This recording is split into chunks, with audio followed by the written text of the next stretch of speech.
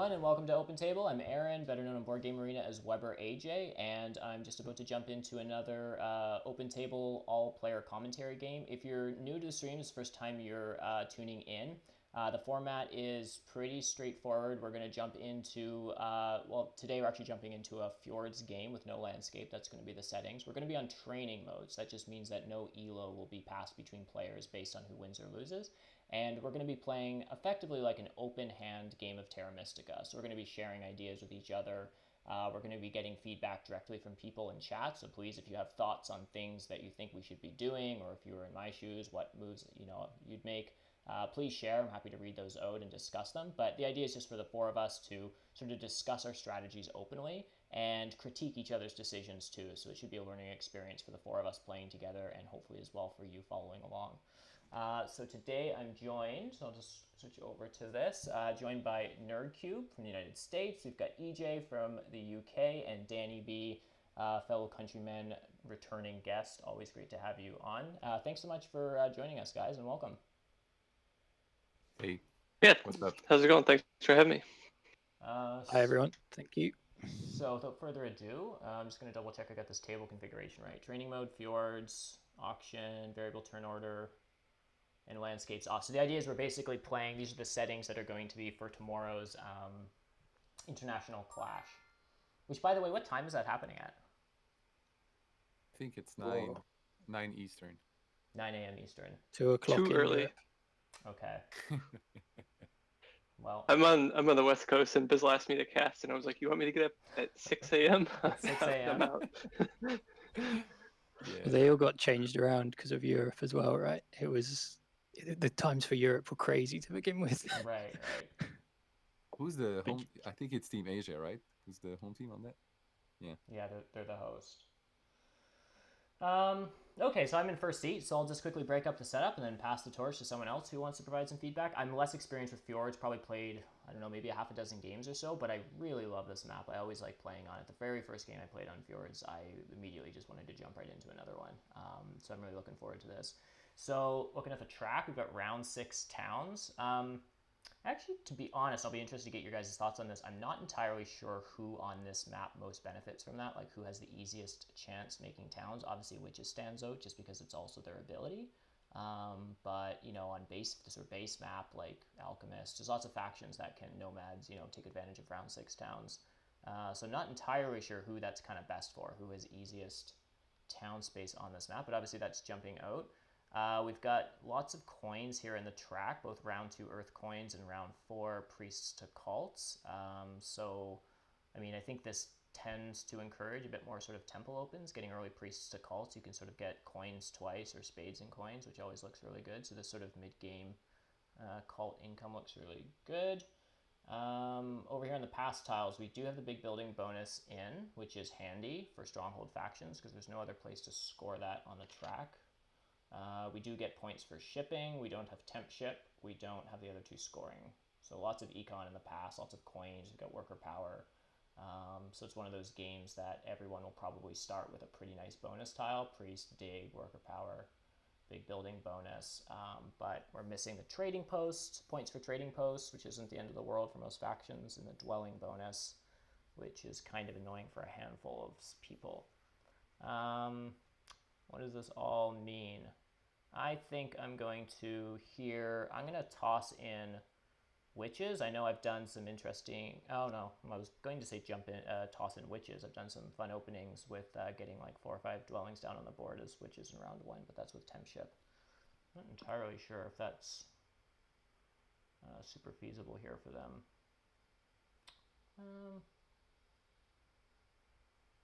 There is no temp ship. Yeah, exactly. So that won't be feasible. Exactly.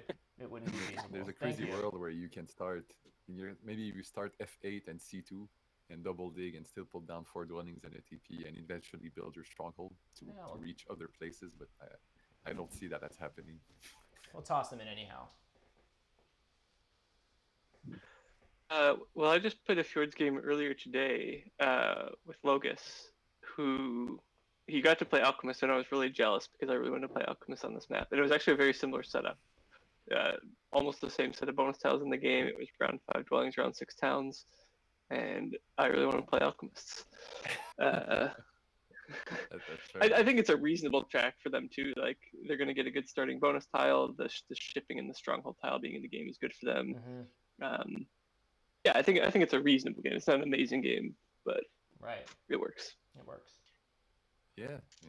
I was thinking about those two factions, so I'm all out of things to say here. I don't know. I've been trying to make nomads work on this map with the stronghold, and I think late towns are pretty good for nomads. So yeah, let's just try that. Yeah, I was thinking about nomads also. I was wondering like how to play nomads. I don't know. I think there might be a world where you just stronghold nomads, like stronghold round 1, bunch of dwellings round 1 and 2, only trading posts round 3, and then like air 1, right? Like air 1 round 4 nomads, and that's your only. That would be the plan here, I think, for nomads. I think I've been trying to make the I think on this map, given that there's very few factions that can reach a lot of hexes without digging, like through ships, because the rivers are so narrow. I think digging is really important on this map, and the stronghold really adds value to that. But I don't know. I'm really not good on that map as well, so my opinion is kind of trash on it. Based on the color wheel, I'm looking sort of grey, red. Chaos seem quite good here, but maybe they want Earth 1 and maybe they get blocked if they're 4th. Maybe there's a lot of income on the tiles. And when I was playing on the Ranyo game the other day, engineers had a super good game. This seems to suit them quite well, so put NG in. Put NG in. I don't think I've seen NG played on this map yet. I was Mermaids. I've only played a handful of games, but I got absolutely beaten by them comprehensively. Whenever I saw Grey, it was dwarves indeed, more than NGs. I saw NGs like maybe once or twice, but it tended to be more dwarves than engineers. I guess looking at the map, you got like A5, A7, C6, E8, F6, like a whole bunch of tunnels that are available. So I guess it makes sense. Yeah, this is actually I think this is a really good case of map design to well, I don't know about good. At least it's different, right? Most other maps, if Grey is good, engineers are better, right? I think this is actually the other way around, where I think more there's a map where Grey is good and dwarves are the better one. But it's at least pretty interesting that they were able to just with the map layout, flip the how good different factions were within a color.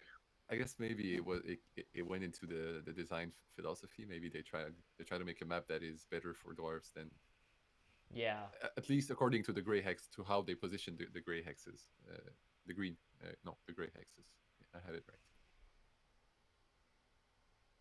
Yeah. Yeah, I think there's probably not many factions you can do that with, because most faction, I guess dwarves and fakirs are the two weird exceptions, right? Where most other factions, if you make good hexes, I guess maybe chaos magicians and giants because they're different, right? But most factions, if you make good hexes for one faction, well, then the other one can just ship to them. But yeah, the fact that these are only available with tunneling but not shipping is what's weird.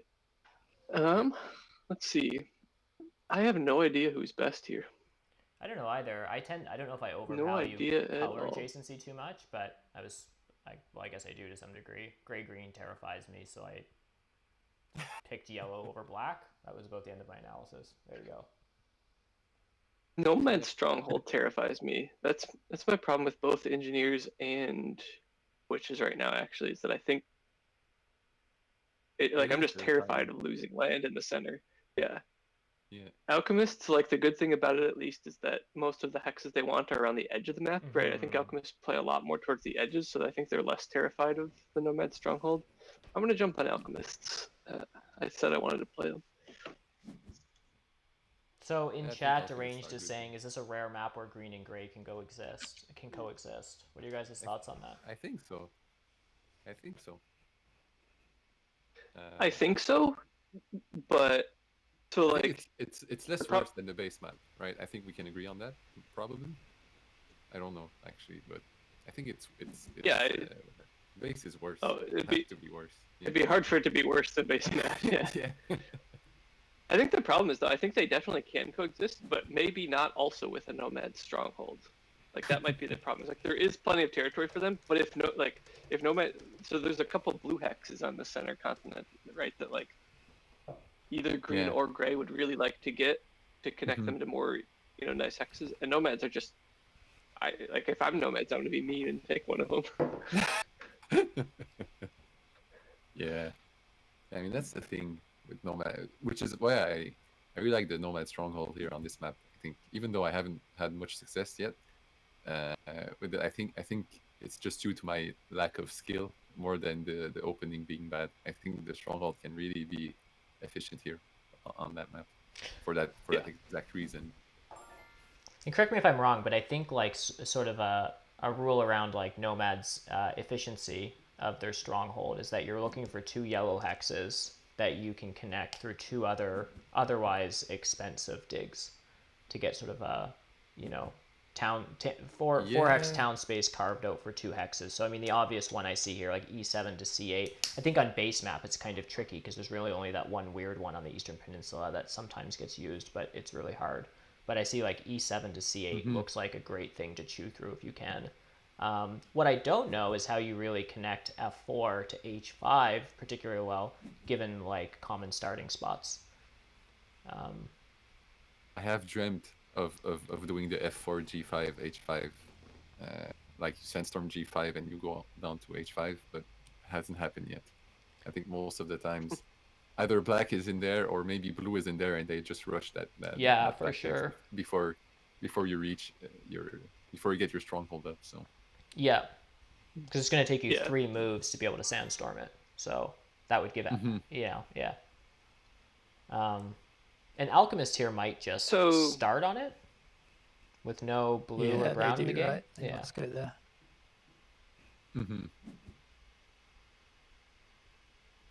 So given that, right, that like that there's a reasonable chance nomads aren't able to use their stronghold to get a super easy town, because I also think there's a chance that engineers go on E8 and double dig D4 with one of their first actions, right? Like I don't know that they'll do that, but that wouldn't be unreasonable, right? That wouldn't nomads aren't getting that easy town either. So given that that's like a reasonably strong possibility that nomads aren't getting a really easy town with their stronghold, is it a bad idea then? Like, do you just say like, I don't have color neighbors, so my digs are probably going to be easy enough. Like I don't need to pour, 4 workers and 8 coins into a stronghold. The problem though I see with that is that your easy digs, I mean maybe I'm wrong, but your easy digs don't really lend you neighbors. Unless witches start on F5, which is probably the case. Yeah, maybe you dig E5 and you still have a neighbor. But on the center, the eastern center, let's call it, like the one that is rightmost, like you start E7 and you dig D3 and E6. Those are your easy hexes. I guess if engineers do that plan of D4, yeah, I guess you still have neighbors. No, I stand corrected. Yeah. Desperately. Witches will get on D2 eventually. Things. Alchemists will get on C5. Like no, that's fair enough. Yeah. So I think I'm actually more aboard the non-nomad stronghold now. Because I think Earth 1 is also going to be relatively valuable. Like the fact that it's only dwelling rounds 1 and 5, right? And nomads tend to want to build a lot of dwellings in the middle rounds at some point. And the passing tiles, right? There's only 2 scoring passing tiles. Yeah. Pretty good.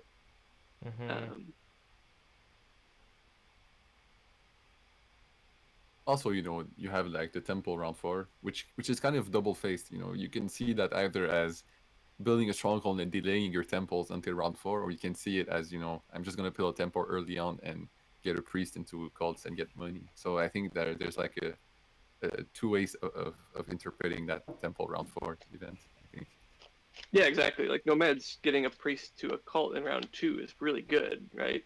Like that even a 2 spot turns a priest into 4 coins and a couple points. Like that seems very strong. Yeah.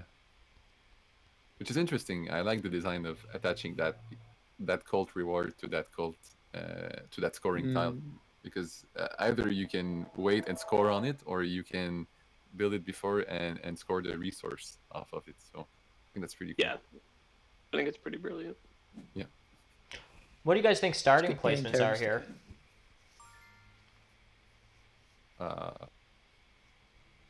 I guess for black would be G5. Mm-hmm. I think undoubtedly, probably, and maybe G8. Mm-hmm. I haven't really seen anything else. Maybe there's like sometimes C5 and G8, but with Alchemist, I think you'd rather go G5 and G8. I don't know, what do you guys think? Yeah, I'd love to go Yeah. C5, but G5 just feels like where the leech party's going to be. Yeah. Yeah, and I guess C5 you eventually you get to 3 ships and you can reach it, right? So it seems like a waste to start there, knowing that it's within your reach. Maybe my viewing is wrong there, but That's fair. and for the other factions, I would say gray is the only one I'm not really sure. I guess E8 and G4, but there might be some other possibilities. And which is probably, do they start F5, F8, or do they do something different with gray in the game that's sneaky? Witches could try and block NG in on F3 maybe, and then go around that peninsula. Yeah. Maybe they do a sanctuary town with Yep. E4 and D1 out Yep. of F3.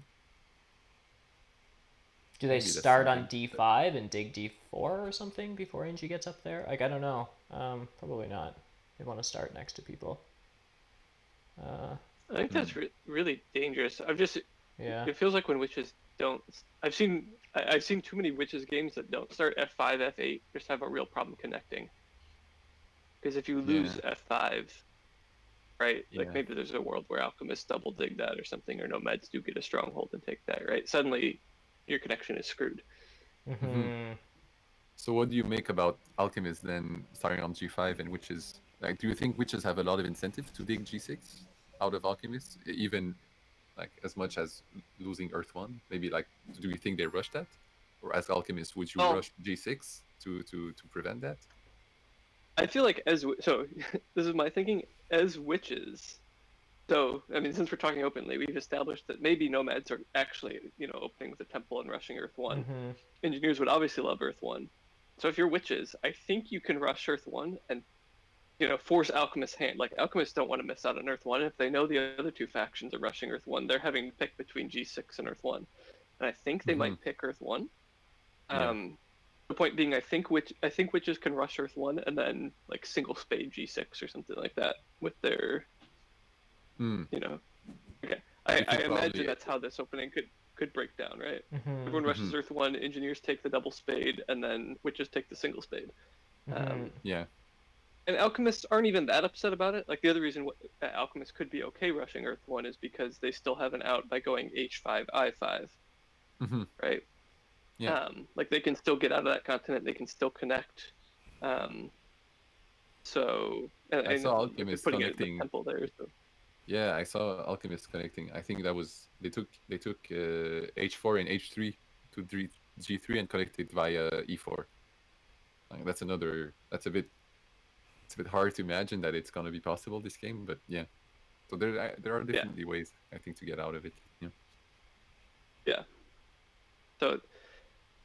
And if the game breaks down like I suggested, then that makes me a bit more hesitant about engineers, right? Then missing out on Earth 1 feels like a big deal.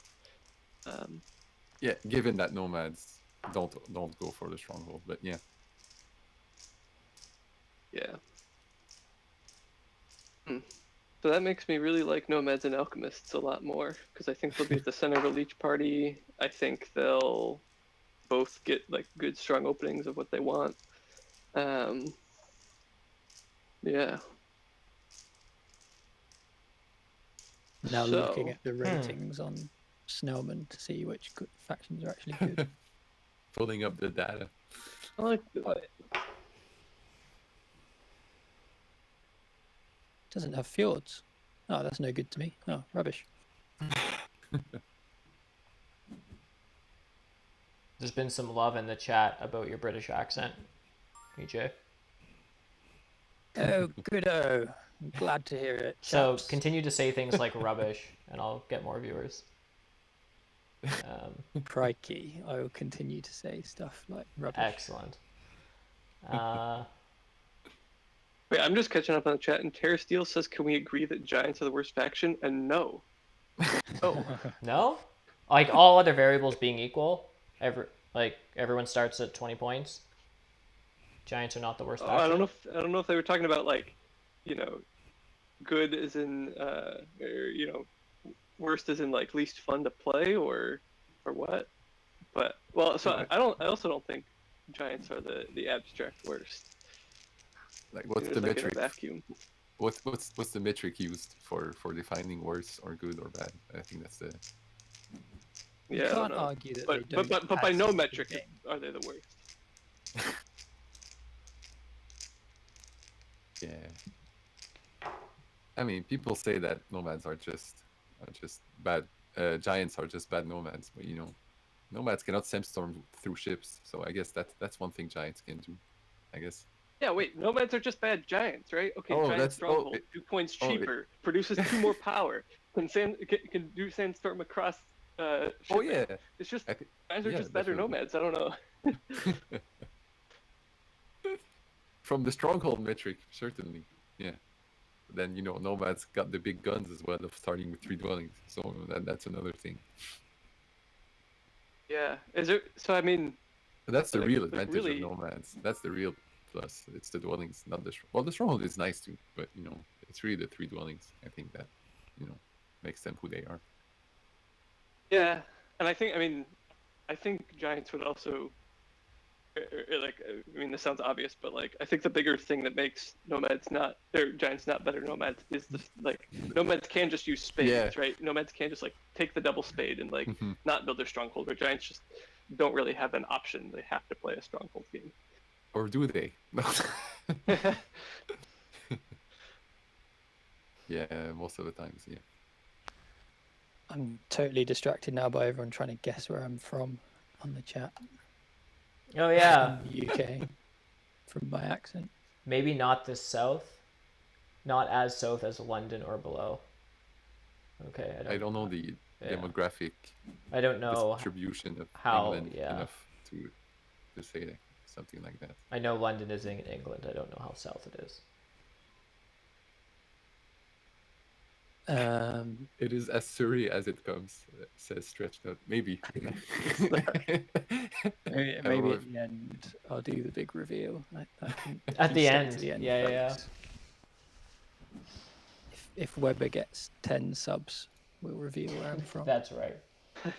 EJ with the marketing strategies. That's good. This is really good. I mean, I'm flying blind a bit here. It's so hard to tell the exact difference between these factions. Yeah, same. I just want to play alchemists. Yeah, I'm not in love with the idea of playing engineers here. I just round 6 towns doesn't seem great. I hate not founding towns until late with engineers. I want my stuff. I want my worker towns or ship towns, so that kind of feels awkward. If only township was in the game, you could do that cheeky. I'll try to be British as well. You could do that cheeky dwelling rush, right? E8, dig B, F8, and place on F9. And what was the other spot? Oh, F3, D1, that kind of thing. D1, yeah. You dig B4 and F8, I guess. Yeah, that's probably it. You dig what? Sorry, B. You dig B4. Maybe? Oh. Or C3 or whatever. One of these two, right? And the other one. Or maybe both, actually, and F8 into F9, something like that, I guess. Right, but you would start D1, E8 with temp ship on a dwelling rush. Yeah.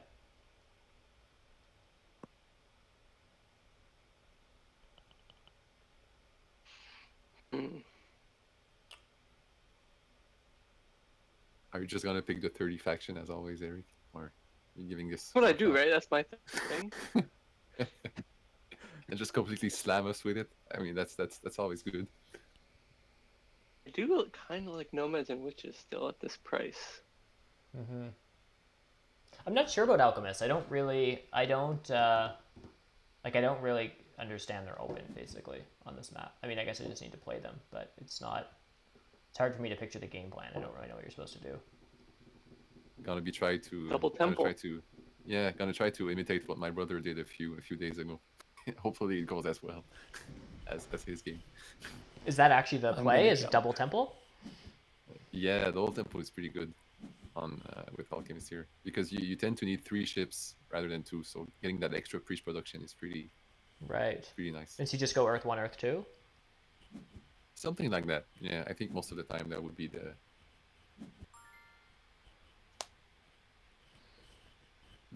plan.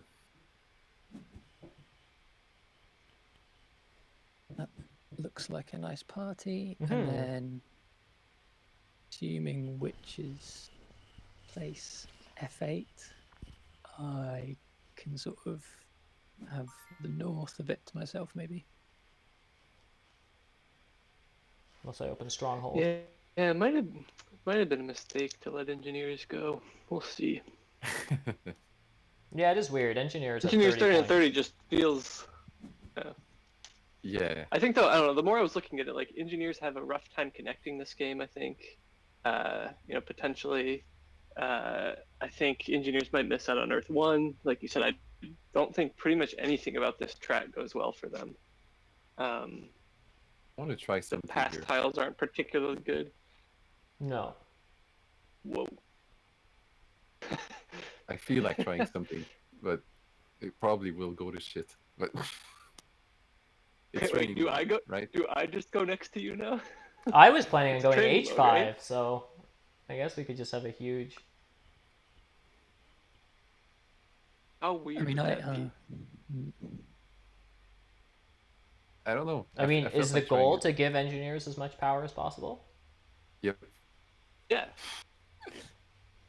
Yeah, I mean, I'm happy by that, right? I guess F3 is threatened, but I mean, Huh. This is kind of fun. I'm gonna try it. okay, F3 was very threatened. yeah, F3 is very threatened for sure. What do you do with your I third don't dwelling know, here it's as weird, nomads? it's weird. Like, do I put it like C8, or do I kind of want to get in the party on H5, although alchemists are just going to dig stuff from me. Well, maybe not. What's happening here with the digs? H5 would be, to use another British word, top banter. You went there. H5 would be top banter.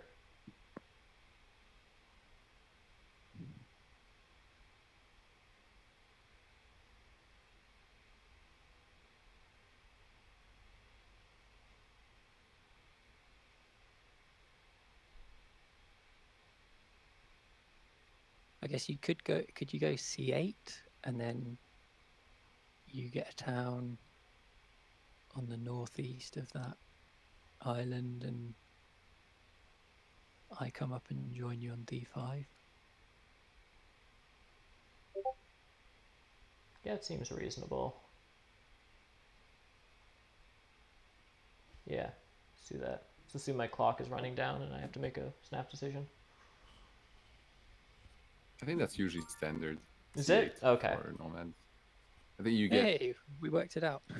The advantage is you C8 gives you reach to easy hex via shipping, right? Because you can just dig 7 and go on A8 for early expansion, or dig B6, go on A12. So there's not a lot of neighbors, but it gives you the possibility to expand without having to use a lot of digs, which I think is pretty valuable.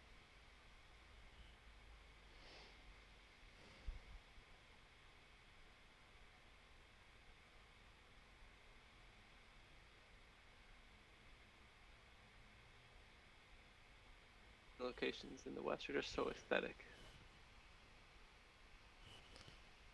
Yeah, it's something.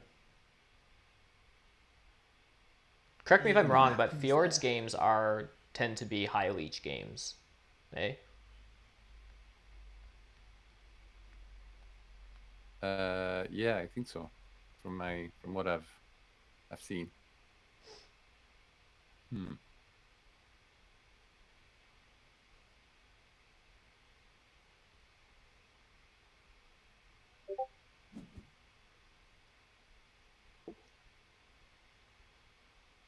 Round 1 hard dig on G6 is happening.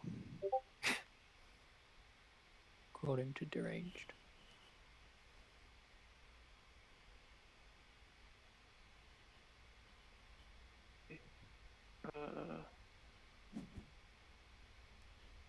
That's what Deranged Let's has go. deduced? I'm turning on my auto leecher. All right.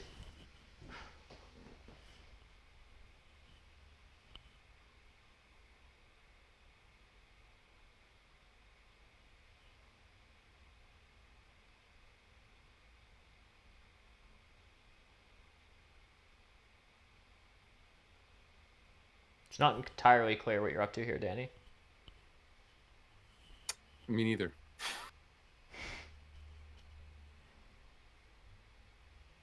So my thought is, I want to try to get the double dig. And seeing as everyone probably wants to go for Earth 1, I might just go build a temple and maybe let everyone take a shot. But I'm not sure I'm going to get the double dig, so I'm just thinking about taking the spade and spading G6 right now. That's what's going through my mind. Right. And I took the power with that bonus tile though. So you couldn't single spade G6 as a first action. Maybe I overvalued that for you. Okay. But... yeah, I would never have done that. Yeah, I think so. So maybe that was just paranoia.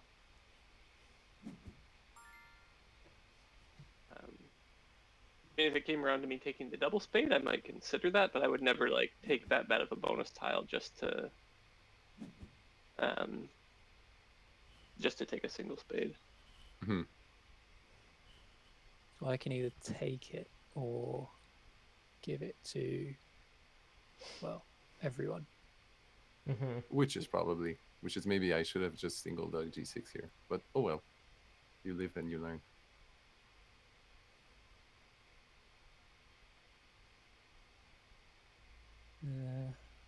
If I take it, I can take H3, get a bit more leech.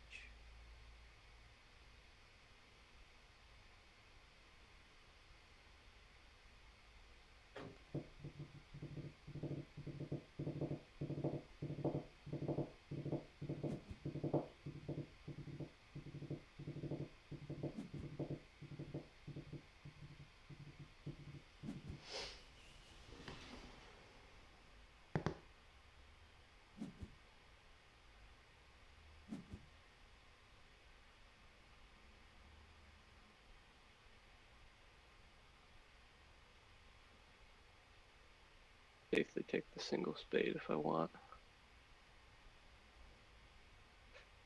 And you know what? I want. Yeah, go for it.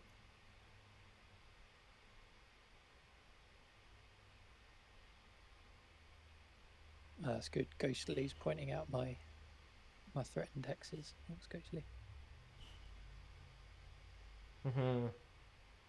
It's easy to play when you've got chat helping you, actually. Sometimes they're helpful, but, you know. Oh, you saw my my engineers game yesterday in Arena, right? When chat's going 4 towns.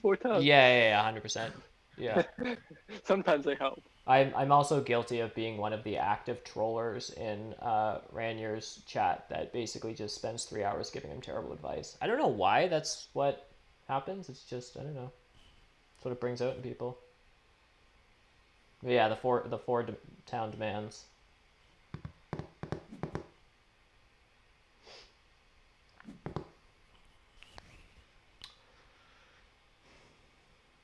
I feel like this is a tense opening for an open table game. Usually people are incredibly chatty and we're all sitting here like paranoid as anything.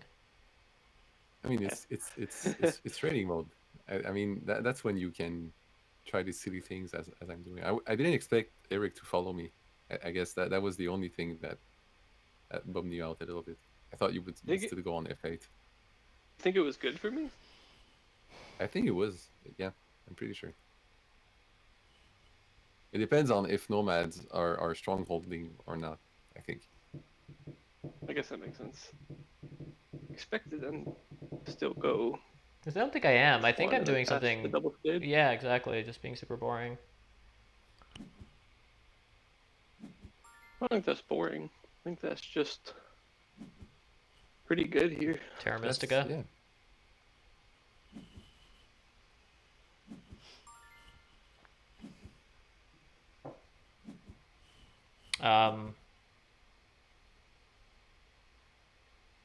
Yeah, and if you guys could try to keep an eye on chat as well.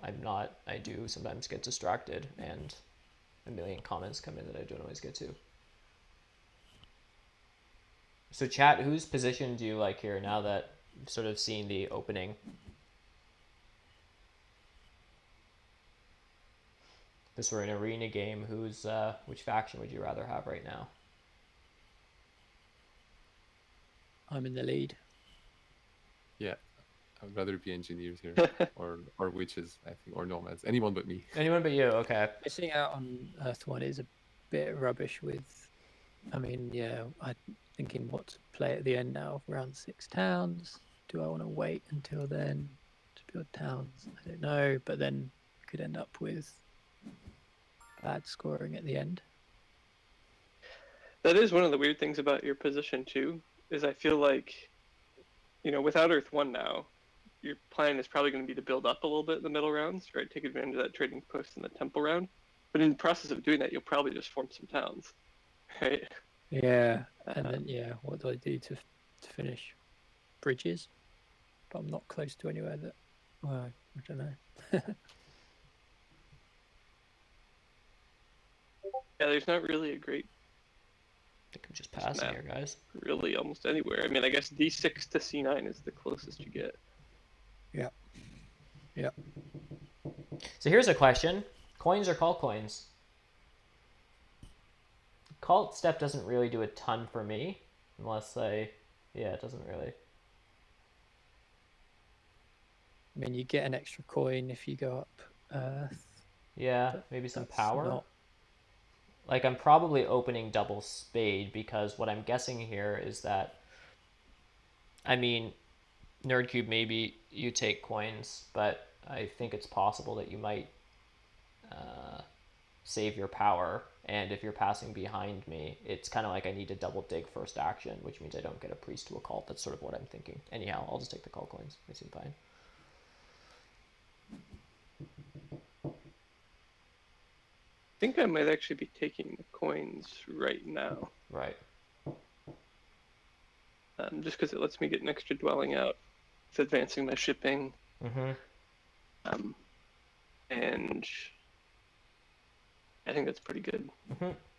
Advancing my shipping from this position is good just because where I've started, there's actually like going to be quite a few greens like within 2 shipping range. Right.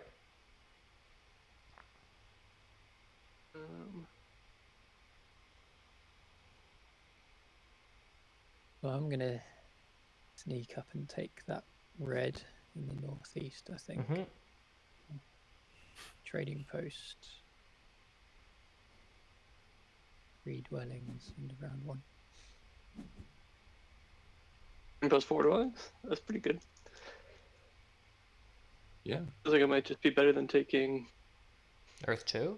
like Earth 2 or something. Mm-hmm. Yeah, because that 4th seer income will be 3 workers, 2 power, and a coin.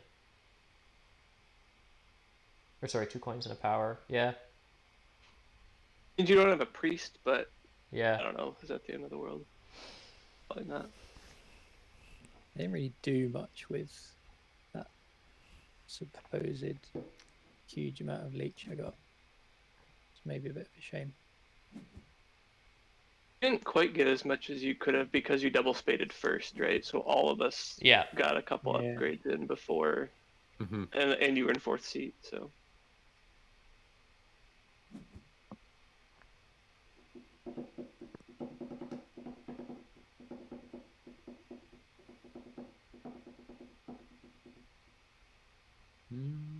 So EJ, because you don't have Earth 1, does this mean are we apt to see some sort of like stronghold bridge strategy to compensate for some of those points? Any thoughts there? Yes. Yeah. It does mean that Stronghold is one of the only scoring tiles, that sash scoring tile. And yeah, I'm probably going to make towns early, like we said. And it's training mode. So yeah. Yeah. Fun and build bridges. But no, I mean, it's not just because it's training mode, is it? It's about what is the best. And it probably might be a decent way of scoring. Do you regret not going for Earth 1 at this point now? Me? Or EJ? Yeah. Okay, so I would have taken double spade and passed up on Earth 1. Yeah, Well, I mean, that changes my answer that you've said that. I would have spaded, I think, G6 first move. So I think I should have done that actually this game. Should have followed through with my crazy plan, but I didn't. I need to pick a tile. Who's passed? No one else. Cool. Yeah, I think it's.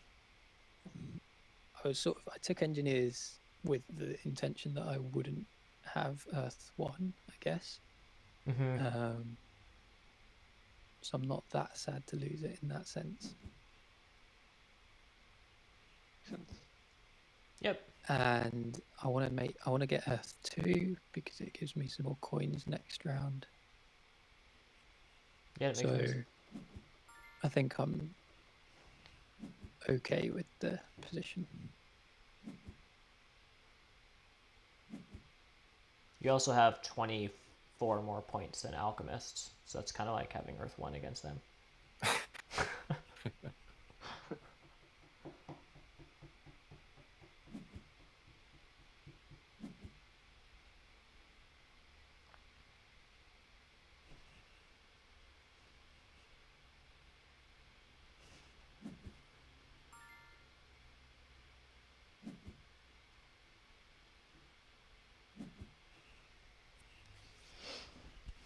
Nomads are going to double dig, aren't they? And then I'm second, so I can get single dig.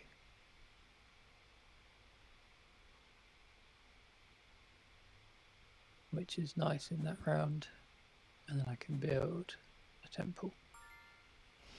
Yeah, although I think what I'm going to do here is probably send a priest to Earth, because I think you go next. As long as I don't give you any elite, you can't take double spade from me, and no one else can.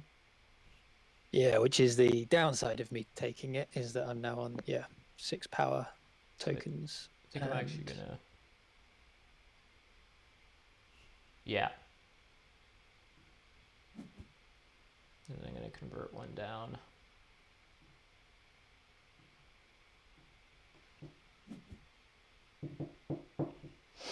Yeah, obviously would have been nice to be able to burn for that dig. So now you're taking single dig here? Yeah.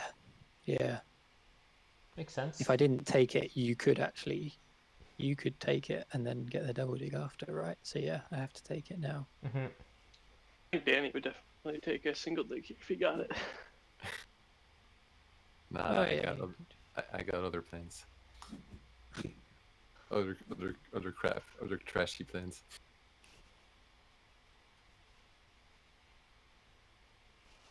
Double temple alchemists. That's cool. I just needed to get G6. I don't know why. I took this power spade specifically to ensure that I can just single spade G6 first round. I don't know why I didn't do it.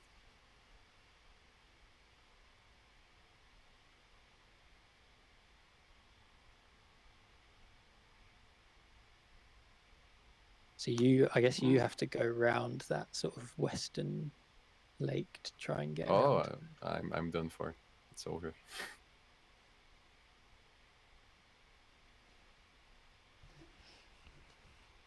You upgrade chip again and hard dig E4? I think nerdcube just takes that right away. Oh, he has a spade. Maybe not. He has a bonus spade, of course. Yeah. Which is the thing I didn't anticipate. So. Right. I was gonna hard dig it anyways. Hmm. I mean, I'd like to take D1, right? Because then I can get an extra dwelling out onto B4. But I would appreciate that, but it's not in my hands. but I really need E4. Taking E4 now probably gets me a leech because nomads go to E5. Lets me connect. Yeah, that's way too important. Mm-hmm.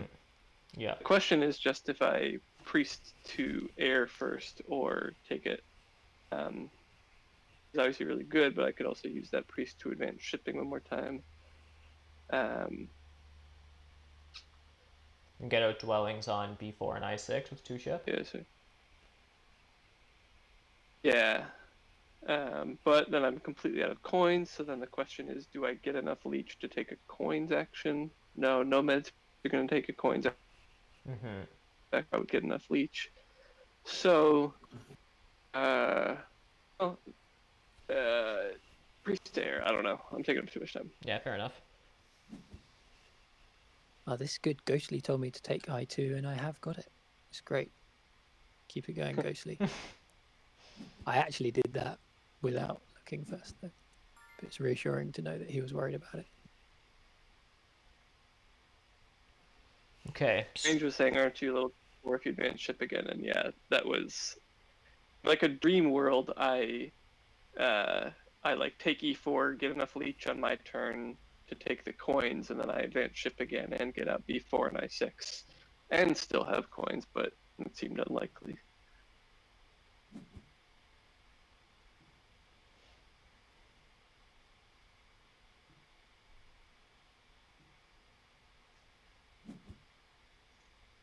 Sorry, stream. My computer's being a little bit slow. I realize it might be dealing with a bit of a lag again. I don't know why this happens. Does it really matter where I build? Probably not. Neither of those are really under threat. But you're probably going to dig to E4 at some point. So I will build on E5. So I would have taken coins there if I could, but since you sent Priest to Earth, there's actually a possibility that if EJ builds a temple right now in G4, he gives you the power for a double spade nerdcube. So I can't be that greedy. But otherwise, that would have been the plan. Had you not sent Priest to Earth and used it for shipping, I would have probably taken coins there and then taken spades later. Yeah, that's fair.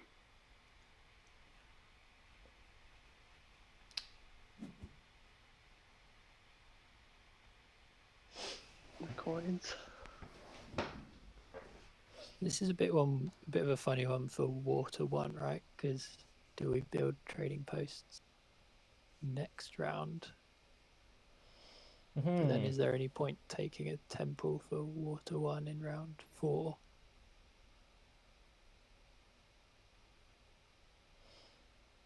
Yeah, it is tricky. Considered Water 1 there just because your economy is so dang good, right? You open trading posts. Like you're going to finish with Temple 5 dwellings, right? I think your worker economy might be good enough.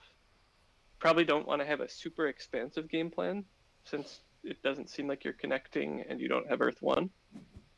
And so I might have considered Water 1 there and just try to play a tall game plan. Although you do need workers to play a tall game plan, so I don't know. Oh, skipping Earth 2 altogether just to go right into... Yeah.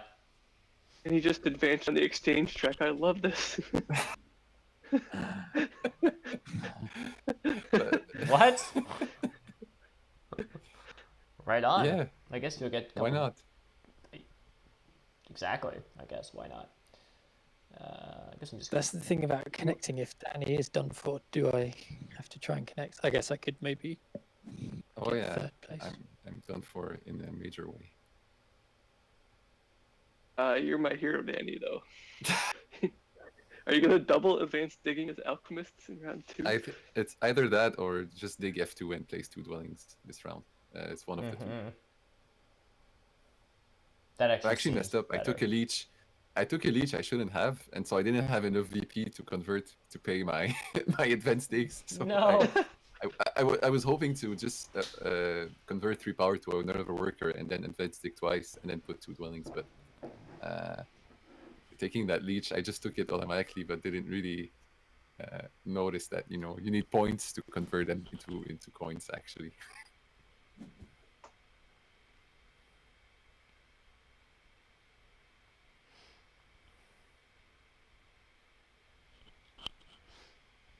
I do get a dream, it appears. I can just take a priest here. All right, so if I do that, yeah, I think let's go for that. Mm-hmm.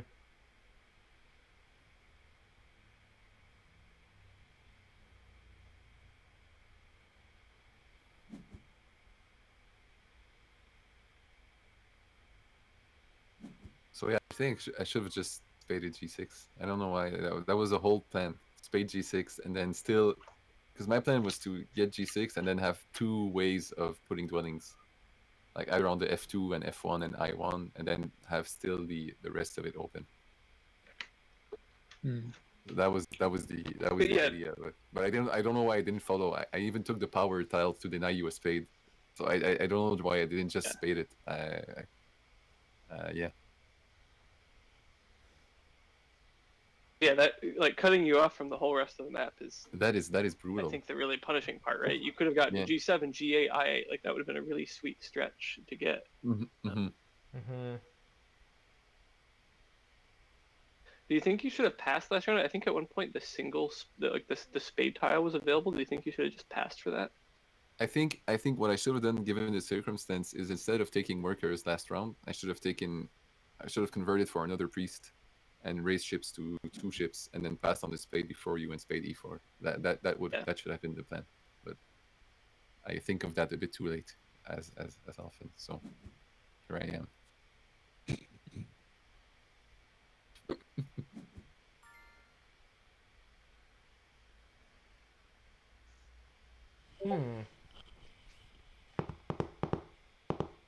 So I have 9 workers and 15 coins going into the next round. So I have a few options. I can hard dig and get out another dwelling. It is a dig round. Although it doesn't seem great. My hexes aren't under a ton of threat. My other option, which seems, I think, better, is buying a bridge and passing after Danny to get his pass tile, and then getting a stronghold out next turn.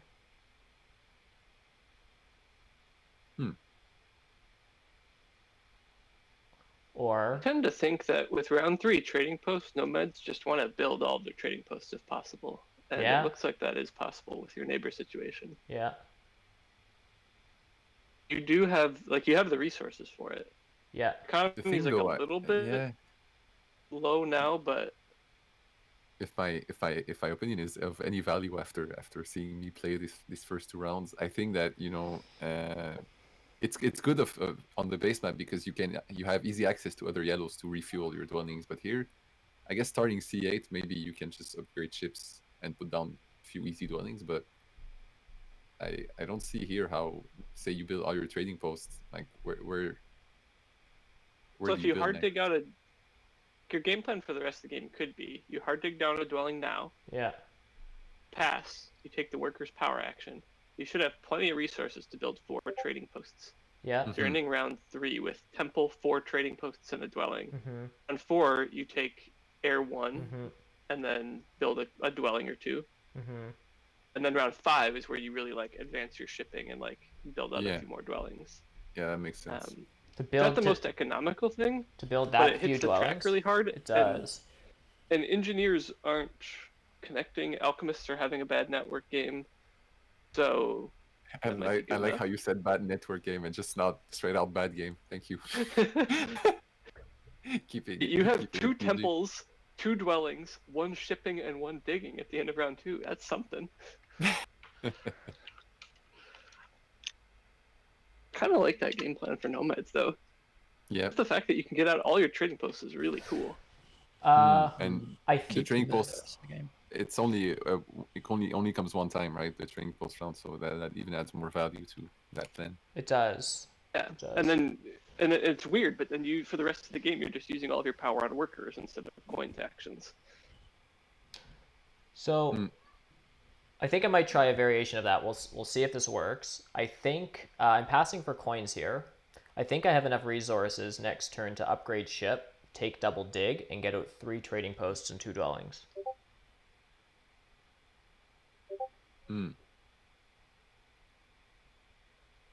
Yeah, that might be pretty good. Also feels good. Yep. Like upgrade ship No and dig like A9 and B6. I don't, and then just build 3 trading posts and whatever else the workers allow me to do. No complaints there.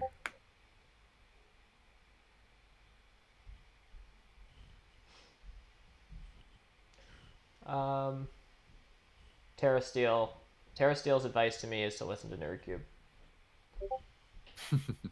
Mostly what I'm doing. Probably.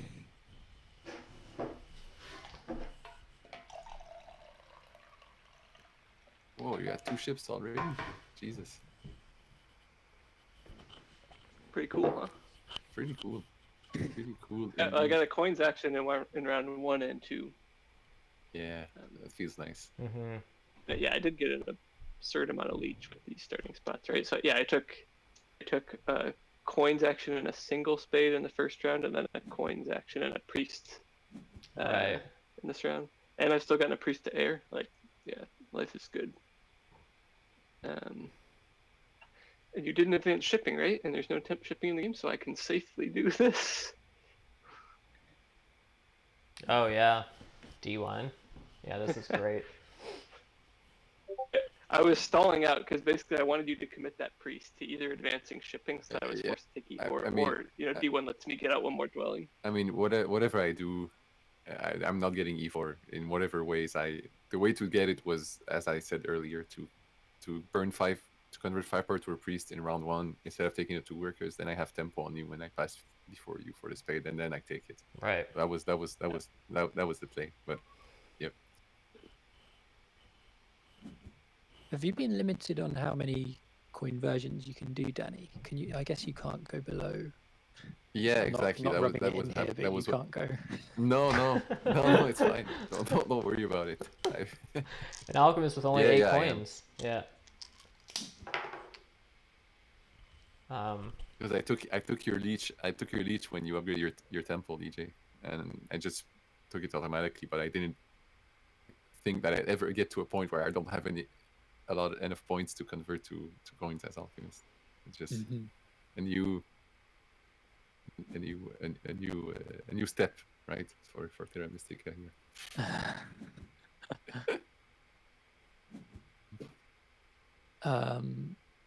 So I haven't been able to send as many priests to cults as I'd like. Well, I mean, I just didn't build at all.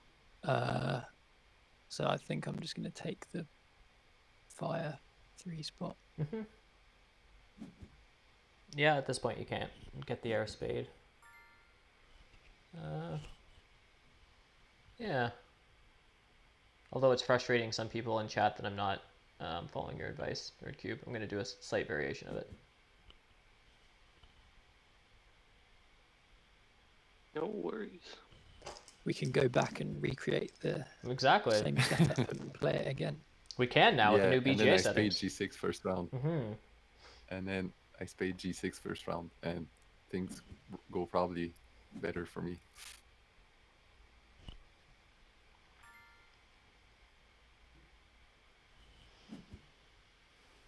Different game. This map is really punishing like that. In you know, the 1 or 2 hexes can be super key to your expansion across the whole map. Yeah. So I think I decided that I am going to take Water 1 this round. Yeah. And still build a load of trading posts. Yeah, but why are you giving Nomad's Leech though? Why not me? I'm the last. Yeah, that's actually a fair point.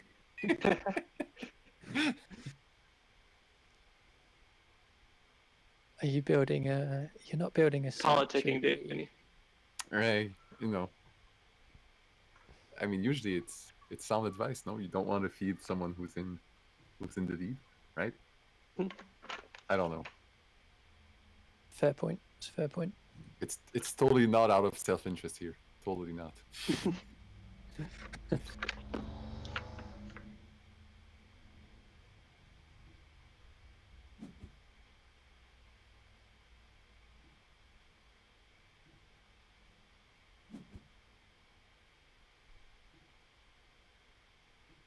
Yeah, I guess I would have been worried about whether everyone else was going Water 1, but other people have already got temples, and yeah, they're not going to be building them this round, I suppose. No, but Right. I like the idea of you going Water You 1 took here and building coins trading posts. 2 times in. Sorry, go ahead, Danny. I was saying Nurk took 2 times the coins, and I took 3 times the workers. Can't be bad, right?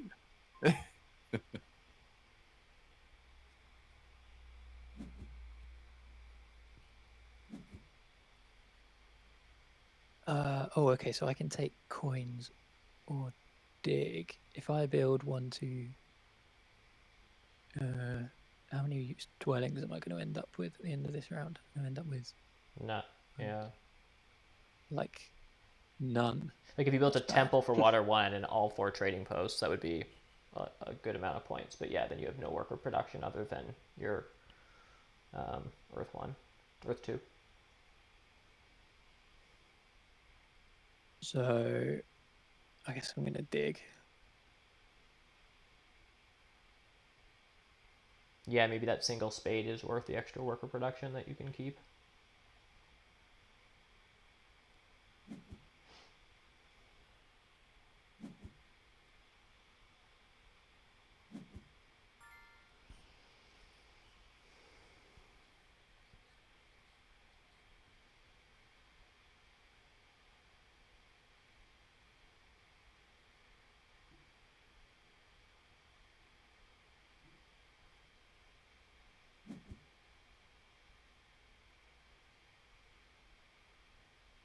Yeah, I'm not sure what I end up on now. I had it all worked out, and now I've just changed my plan. But yeah, ending up with like no dwellings is probably not good.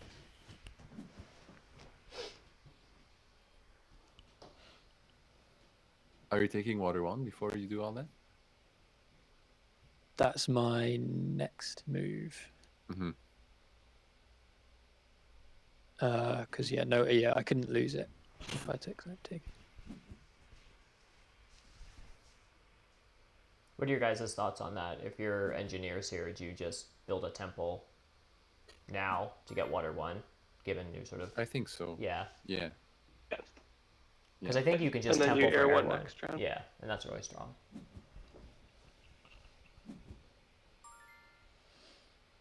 You lose 4 points, but you gain 12, right? Because you maybe, or 9. It depends on how much TP you're gonna build, but yeah. Yeah, with this being the only trading post round. Mm-hmm.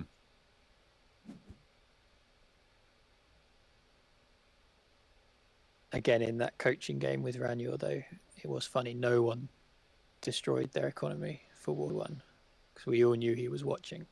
And all the water ones were just left. So we knew he'd be very angry at us.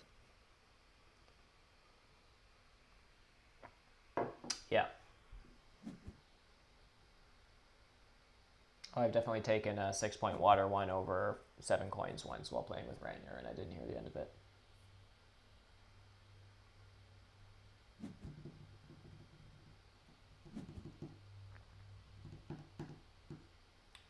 Terra Steel, Heresy. I might like your line better. You're referring to my line? Or another player? I think he was saying, yeah, like your line as opposed to my line of all the trading posts, like your line where you get the double spade.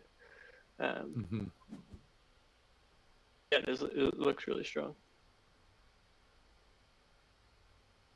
Dwelling economy up.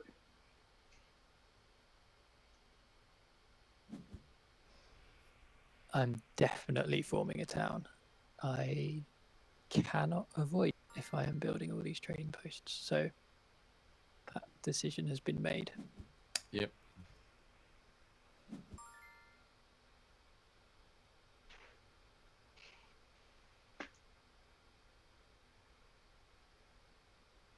Oh, that means I have to think what town to take. And it's a workers' town, I guess, because of my aforementioned lack of workers that I'll have after this round.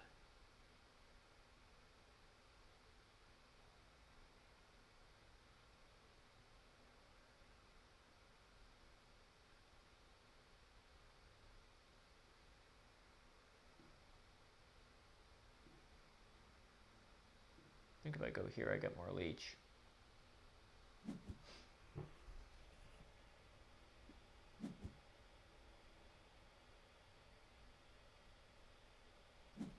I need at least one trading post over there, because that's where the temple's going, because presumably that's a sanctuary town.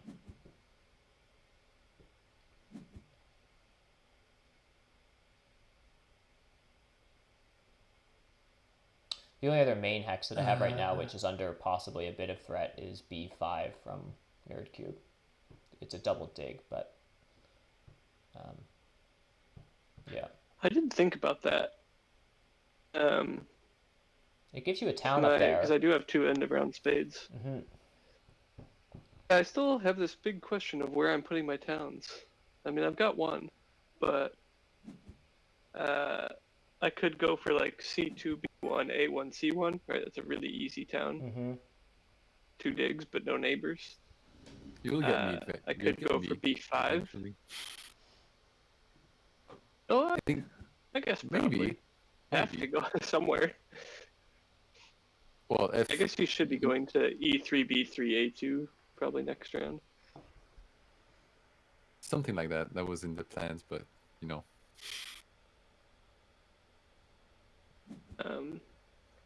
Yeah, so I'm still trying to figure it out because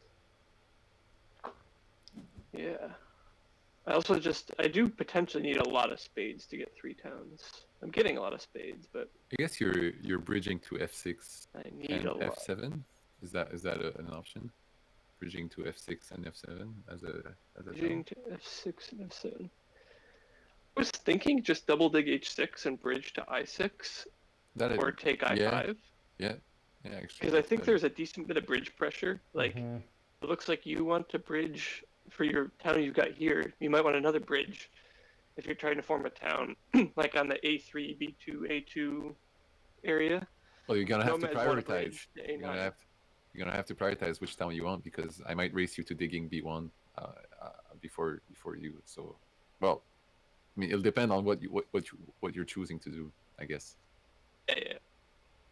So I think, point being, I think avoiding a bridge is probably pretty good. Just because there's a lot of pressure on that. Like, I think I'd rather just do an extra dig than a bridge. Yeah. So that's why H6 is appealing. I'm passing. But I mean, you're not getting a I5. I mean, I guess if I dig H5 first move, you're not. I mean, I can race you to I5, right? Yes, you can. Yeah. I didn't think you would. I thought you would just take H4, I3. I mean, in Sanctuary Town. I guess, but maybe I5 still opens me up, you know, other places to go. So I guess that's valuable. That's true. That's true. So let's see. Do I want a spade or 6 points? You say it It's an like interesting question. I was Is that thinking what about it is? denying you. I was thinking denying you the spade, but then I realized that 2 workers is 2 spade. So, you know. So this is a time where I think I'd really often take the shipping tile here, but I think I'm just going to take the spade. Okay. Because I think 3 coins and a spade might end up paying out more than 6 points, like between the network race and these towns that I'm trying to form. That's fair. 6 points is a lot, and usually I'd be like just thrilled to get on that. But the fact that the spade also has 3 coins on it, which is what I need, is really nice. And hopefully, I mean, my hope would then be to get out some stuff now and then pass early next round. Get 9 points out of that or something.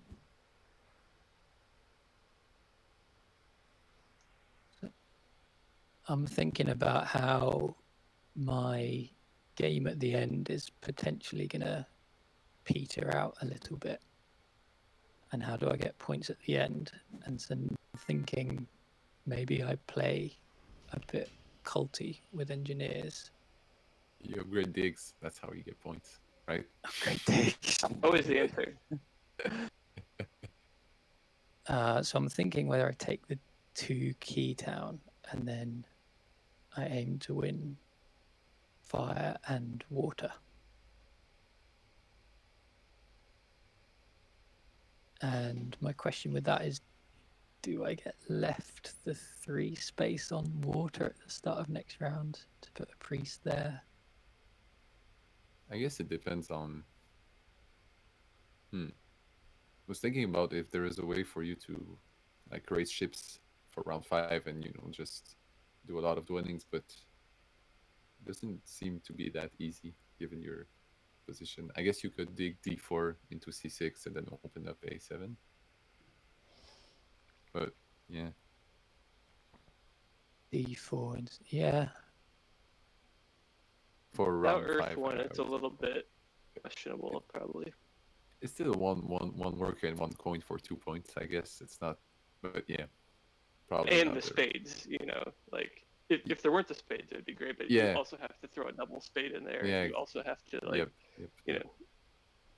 Engineers are also likely not competitive on network, so that makes it worse. Yeah, at But this point, but Danny's actually looking quite good on network. Well, I mean, he's looking better than me, for sure. I think Danny's actually gonna. Well, Danny has an outside chance at connecting. It's slim, but it's there. Either way, he's probably beating you on network. Let me have this one, please. Just this one. That's all I ask. So my work income, I do have my income shown, so I can read it off here on the top right, is 2.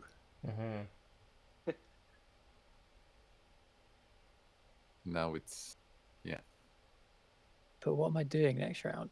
I'm just building a temple for Air 1. Yeah, you don't need workers. And getting out some dwellings next round. I mean, they don't, yeah. Do they do anything for me next round? Well, it's just more I'm worker advancing production. shipping. Am I Yeah. advancing shipping?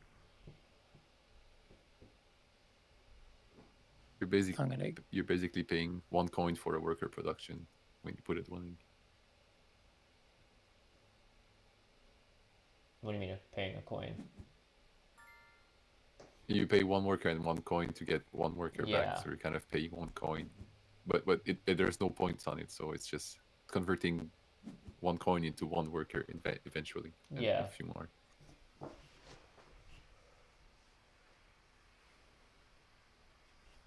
Whoa, I've got a lot of power income. How's that happened?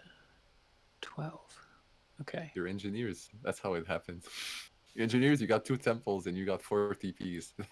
That's how it happened. Yeah, which is unfortunate because I was going to suggest you pass on to the ship tile and try to, I don't know. I guess you only have 1 priest, but try to advance ship or something. Yeah. But I guess it's not a ton of points because really only a single ship advance gets you to 2 hexes, but 2 ship doesn't really get you anywhere right now.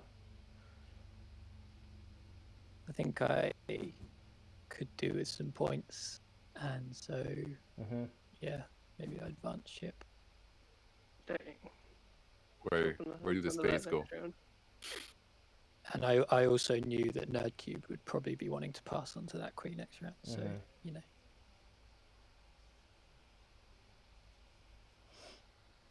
Thinking way ahead.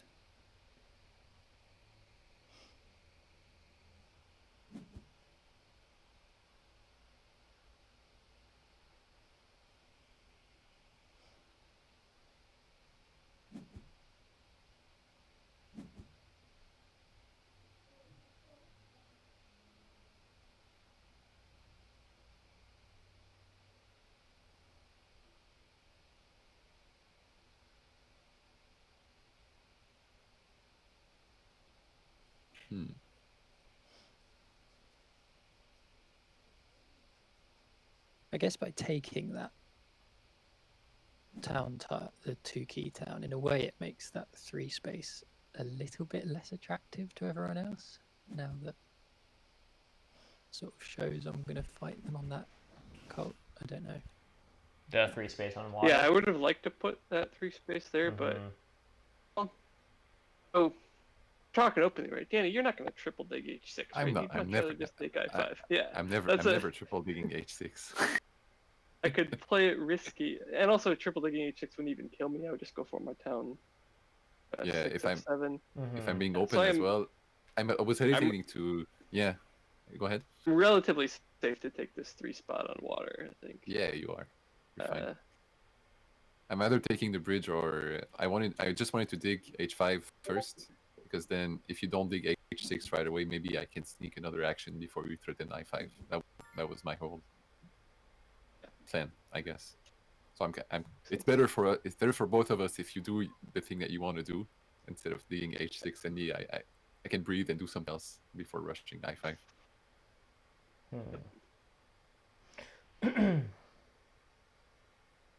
See, if only people were able to talk like that during competitive games, you know.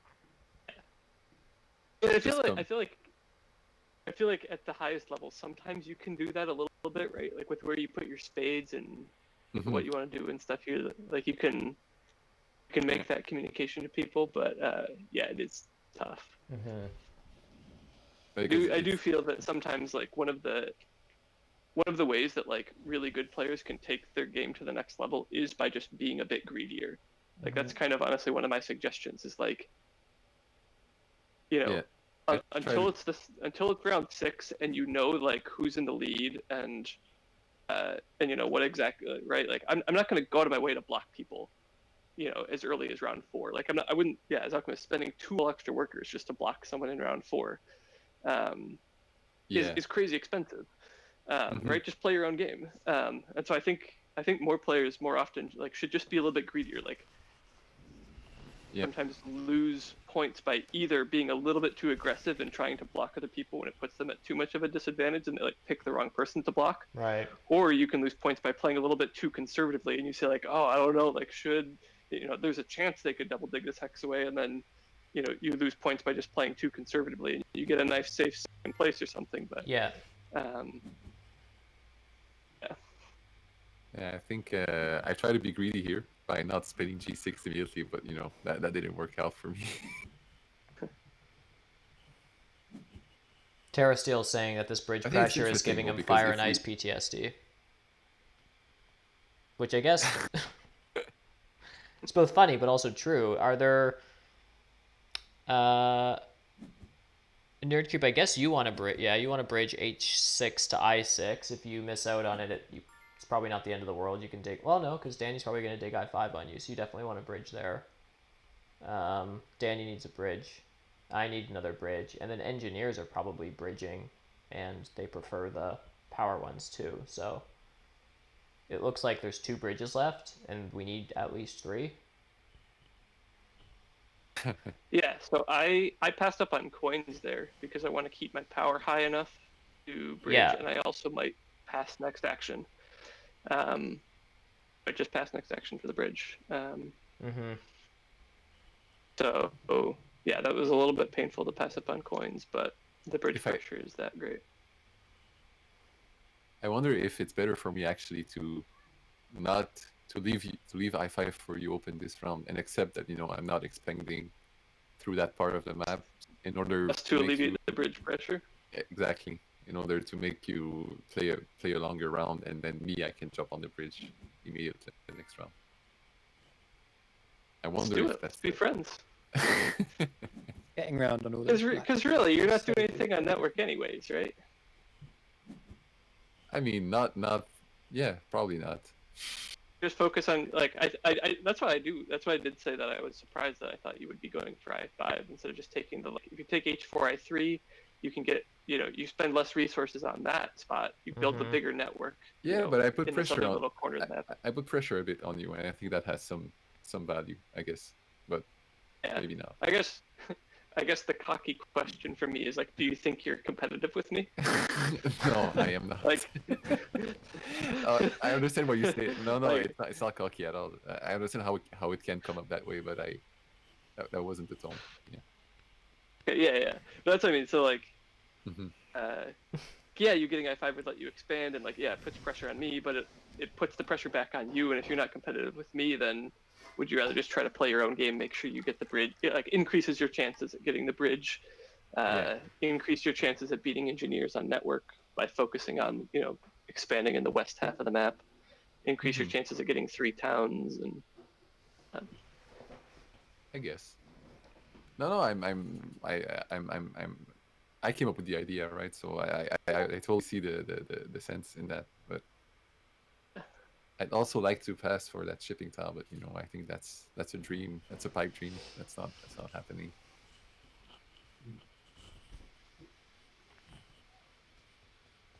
Although, one crazy idea here is to have a long round and actually take the 2 workers and build a stronghold. But I think that's too much. And use your priests as fancy workers? Your stronghold. Yeah, priest as fancy workers. Exactly.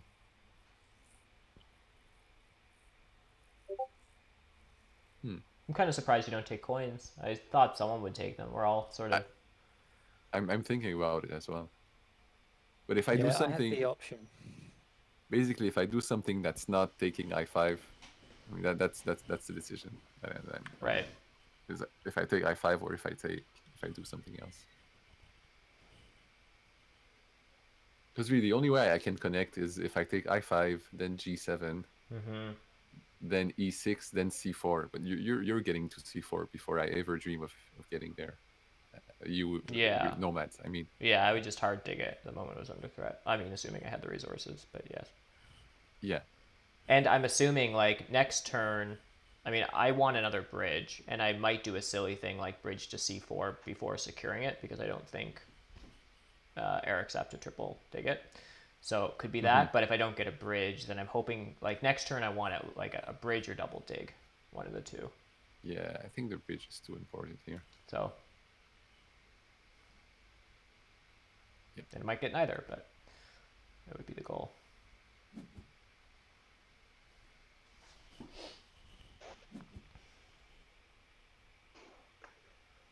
I'll take those coins.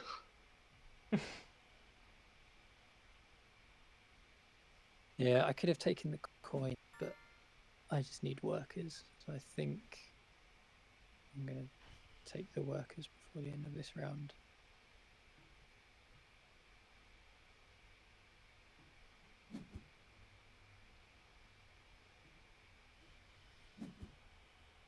And I'm thinking whether to upgrade ship again, because again, I really want points, and I'm not sure where I'm getting points from.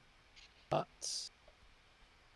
going higher on water and sort of. Oh, and I misclicked conversions. Whoops. You wanted to convert down? Yeah.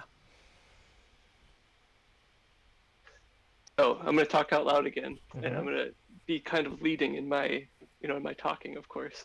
But so the fact, Danny, that you passed means you're surely taking the bridge with your first action, right? Because that's there's an insane amount of bridge pressure. Exactly. Which means I don't actually have to build on I5 right now. Exactly. If you dig I5, then I take the bridge. That's really bad for you, and you wouldn't do that. So, yeah, because I was worried about having to spend my resources to dig I5, which I would ideally not do. So I can just build a temple and, go on my merry way that way. Right. Yep. Which is nice.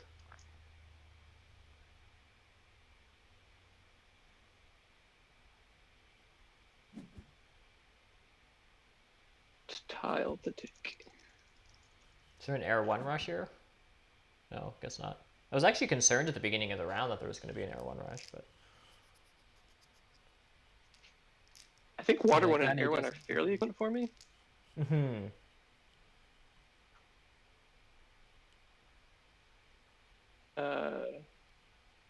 Because Air 1 is going to be 3 points, 3 points, probably 4 points. So I guess that's 10. Water 1 is probably 9? 3, 6, 9. Maybe even less if I like I could build a stronghold for my final town instead of 2 expensive trading posts. So that makes it an easy Air 1 decision. Yeah, Air 1's pretty Do you safe. have enough? Do you have enough power to take your bridge next round, Eric? Given that you just taking the thorns, I guess there's a way you can pass for the power tile. Yeah. Ship. Yeah, I guess you either get the ship or the worker power. Yeah.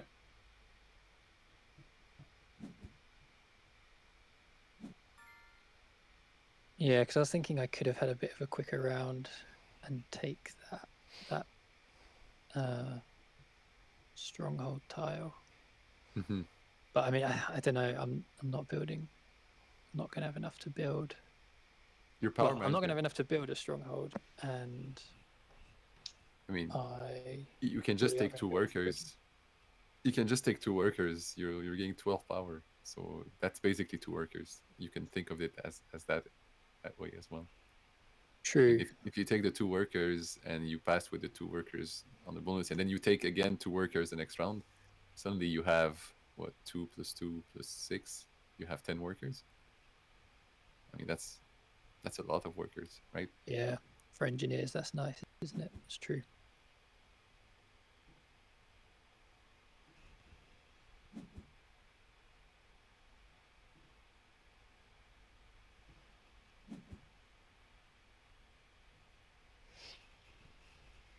Yeah, so I'm going to convert down slightly and get my Air 1.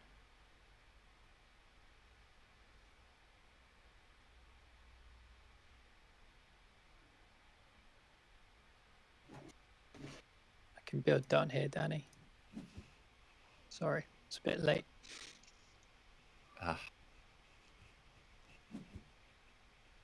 Could you just do it on I2 instead? Would have been perfect.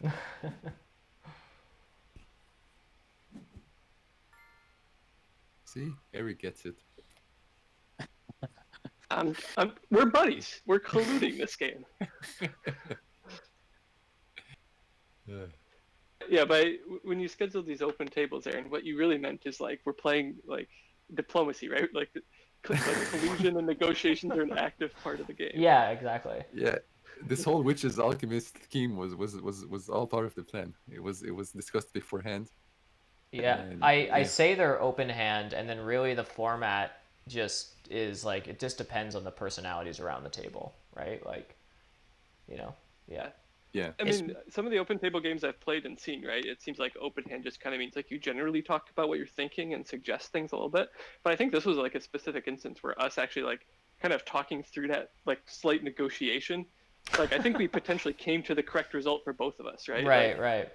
Right. Like I feel like this like advanced, our knowledge of like this one little specific scenario, but I think we came to a good result for both of us.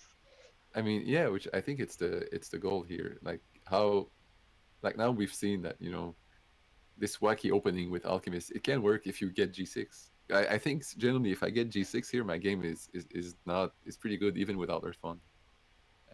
So, but if I were in first seed, right, and I placed my last dwelling after everyone else, then there's no way you possibly expect that I go G3, and then maybe as witches you don't go F3, and maybe that makes it a whole lot better for me because I can just down up with F3 and E4 and still have access to the north. So that was my other backup plan. But you placing F3 kind of, I didn't expect that, but that was cool. Yeah, do you think, I mean, part of the other worry for you could have been engineers getting to E4 before you? Maybe, but I thought that I could reliably get 2 ships before they can do that.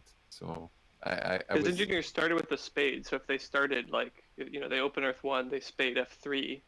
Yeah, that's true. Round 2, if they see that E4 is under threat, and E4 is relatively important to them also for connection, an easy town, access to a couple more gray hexes. I guess I just wanted to try. Yeah. I think it is interesting. I think there's a scenario where it works, but it's a little bit tricky still. I think maybe because G3 seems to have a lot of neighbor friendly hexes for black, and I don't really see them starting there. So I just wanted to see what like why. But now I think I kind of get it. I appreciate the experiment though. Oh yeah, for science. I mean, I think that's the main. I think that's the main goal. Correct me if I'm wrong, Aaron. I think that's the main goal of these streams. Also, is just what happens when in a terrible position, like, and you're trying your best to get out of it.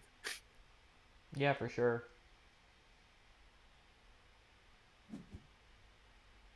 Yeah, I think it's helpful for just people to get a sense of like what's going through your head kind of when you're in various situations. And people often like talk through a game in their head, but it can be helpful to just sort of, I think, for listeners to just hear people sort of vocalize the thought process, the sort of deductive logic also, of kind of like, and that's both if you're in strong positions, but also if you're in tricky positions too. It's also just a huge deceiving move, because we're playing tomorrow in the international clash, so I want all the opponents to see me perform an absolutely horrible game and then underestimate Team Canada. Tomorrow you put in Alchemist, and then the whole time during bidding, everyone is like frantically wondering if you're going to go G3 Alchemist. That's the move. That's the play. All my European friends will be in bed. I need to tell them to watch this VOD before the game tomorrow. Gino will still be awake. He's always awake. Never sleeps. It will be fun. Like, I doubt it's going to be a big deal because you've been openly admitting it's bad here.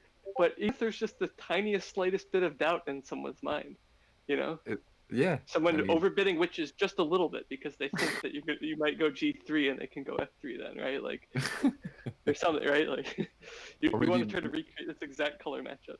Yeah, and have Alchemist before witches in the seed order. So there's a lot. So maybe witches commit to F3 and then they leave F5 alone. And so as Alchemist, you're in a much better place that way.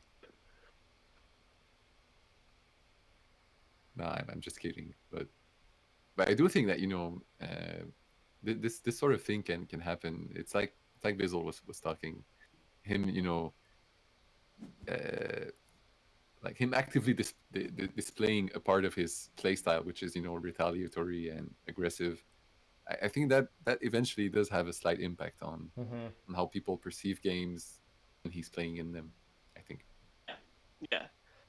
I still question it's a good thing for Bizzle, but it does. I think people do know about it, and it does make people play differently. So yeah, it has an impact. I'm not sure if it's a positive or a negative one, but it does matter. It does influence to a certain extent how the game goes. So I'm taking the sash tile. Don't actually know what I'm doing with it. Maybe building it. I don't know if I've got enough workers to build 2 dwellings. I'm building a stronghold, and then I can build a worker bridge, maybe, assuming that the power bridge gets taken.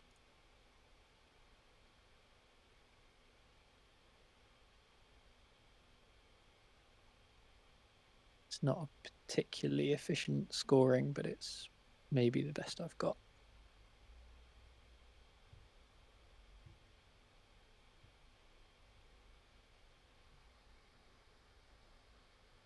But actually, am I getting double dig because I'm second? Danny, you're not double digging, so I could double dig D4, and then I can build C6, A7, like we said earlier.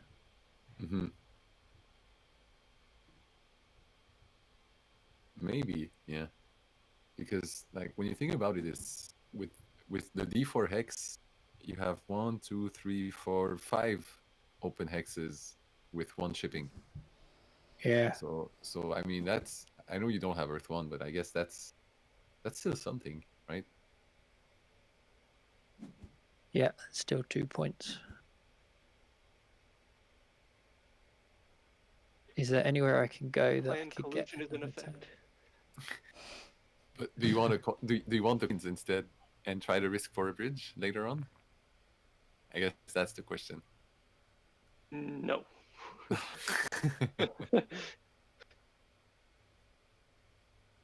Oh, I can't. How can I not? How have I not got enough power to double dig? I had like so much power income. Well, Wait. that's not. You had 12 power income, no? No, he's getting 4 from fire. Would have been 10 power income. Ah, because you did an extra temple. Okay, that's fine. Oh, okay, right. Sorry. I mean, okay, I think so double have to dig's decide. pretty safe for you, so. Yeah, you just send a priest somewhere, Or just wait and do anything. Yeah, someone will probably build next to you, I think.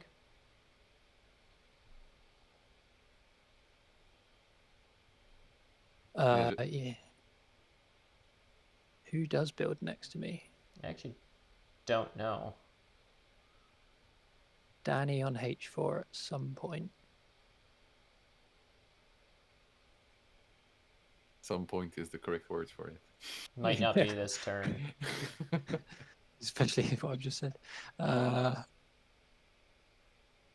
So I'm going to send a priest to... Sorry, I'm taking too long on this decision. No, go for it. No worries.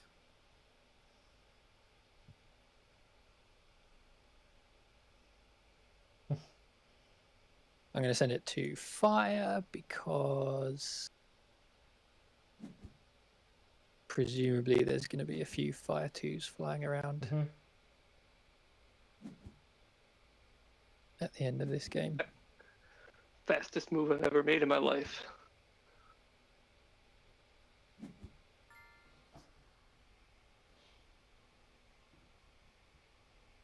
Is that what we decided would happen? Oh yeah, that is what we decided would happen. Yeah. Diplomats went out. They reached a decision. They came back. You can have I-5. Shout out to all the diplomats working over at Big Cube, by the way. Yeah, just to answer to Terra and Ghostly on the chat saying it's a good thing when you have a bad game on training mode. Yeah, absolutely. I think training mode is the moment where you should be adventurous, I guess. And I think we often try to overanalyze everything in this game and like what's starting position. But sometimes when you learn something, it's good to isolate parameters. So you just pick random stuff for certain aspects of the game, and then you just focus on other things. So that limits the number of stuff that you have to think about at the same time, and allows you to, you know, zoom in on a few key things. But yeah. Yeah, it was the first time I played training mode the other day with, on the Rania thing. And I came away thinking like, yeah, I've got to do it more often. It's so useful. And I obviously haven't since, but it is a good thing to do.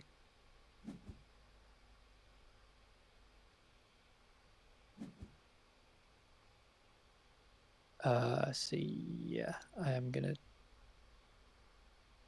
I mean, the default gives me 1, 2, gives me 3 hexes, which I could just get G9, H7. I mean, you have a lot of stuff. Is there another possibility of you forming a town down there? H7, G9, F9, dig G10 later? That's what I was just thinking. I was thinking, do I get any neighbors down there though? But do you have you have so many coins? Does it really matter if you get neighbors or not? Right, that's the only penalization is just coins. Fair point. So you can toss out 2 or 4 extra coins for a couple trading posts. You're looking more and more like a Hordlings game, EJ. It's the total opposite of what you're meant to do with engineering. Yeah, exactly. radically in the opposite. You're gonna build your sanctuary, and then you're gonna dig down your landscape on F7, right? That lets you form megatowns. Oh, exactly. I guess what I didn't think about is where are you going, which is gonna take like A7 on me. No, maybe. Correct. I got way too much other stuff to do to form this third town.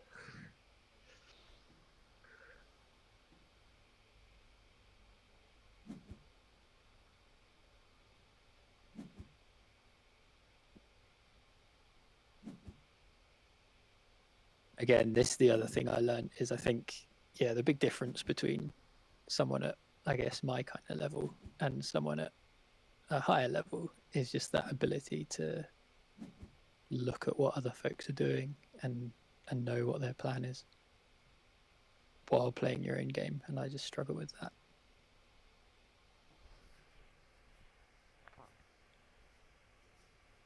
Yeah, it's definitely a lot to try to keep track of.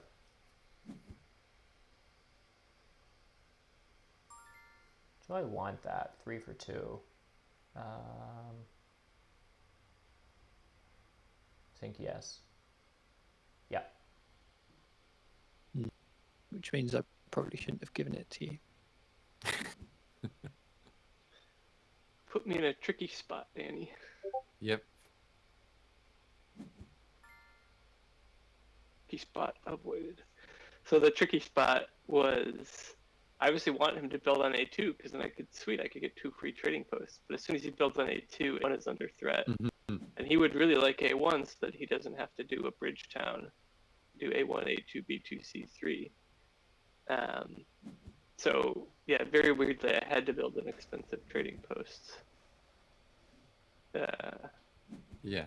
Just so that I could free up a dwelling to build on A1. I mean, if I'm able to remove 3 coins from you, I'll take that as a victory.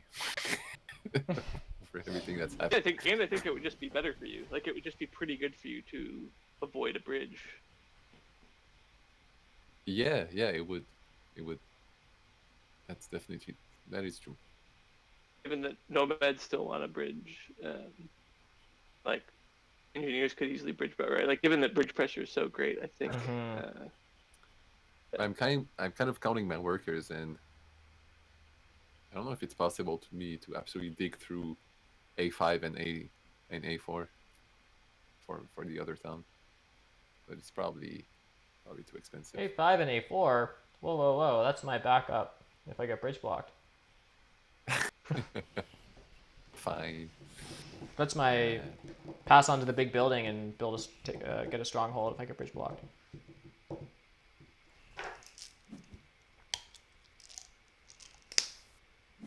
Hooray! A neighbor. I mean, we're colluding, right? Let's do it correctly. Yeah. You didn't need that, Leech. Can't hurt. That's what everyone says in this game just before they accept Leech. Do I really need that? And then they think about it, and then they just accept. Famous last words.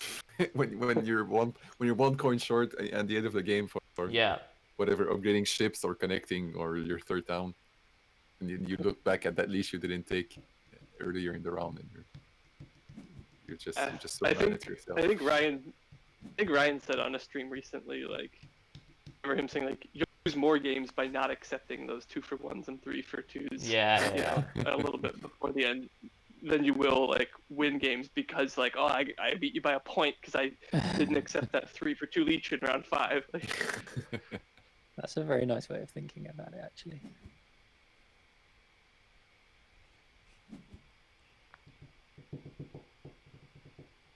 So I've got 2 more dwellings I can build for free, which leaves me with, my game screen's all stopped, so I can't see. And that leaves me on the bad, no worker income dwelling. I actually don't need that, though. I'm declining that one. I know I just said that, but I really don't think I need this leech. Well, yeah, any extra leech is just coins for you, because you just have to cycle it down.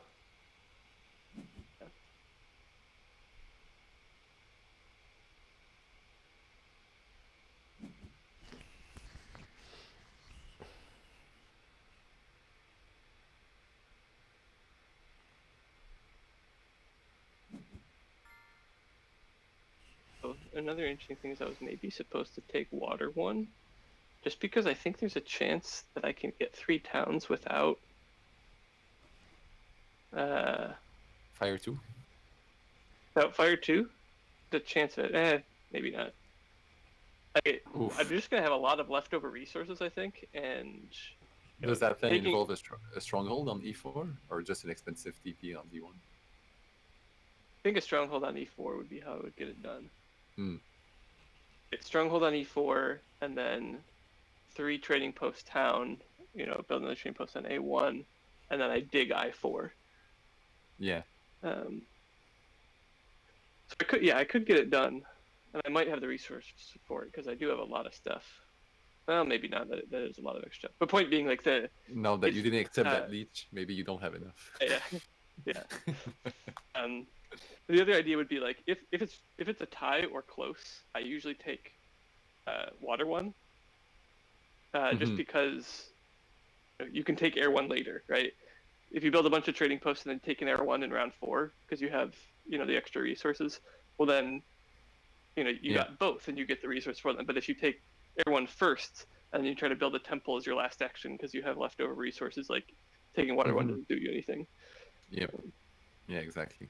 So yeah, because it was like nearly like pretty close to maybe a tie, I maybe should have gone with water 1.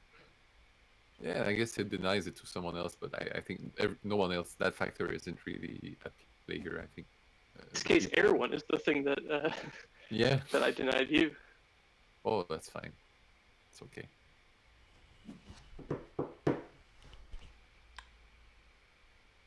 What are your guys' thoughts on that pass? My analysis was that I don't think I could have outlasted EJ or nerdcube, and so I would have just gotten bridge blocked by Danny and still not a great pass tile. Yeah. That seems correct, doesn't it? Yeah. I guess witches don't want another bridge. They could have let them pass. But then Danny maybe passes.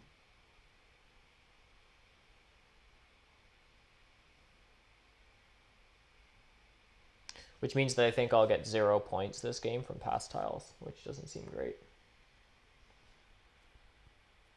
Yeah, with only 2 and then an alchemist in the game, alchemists like really jumped on them early.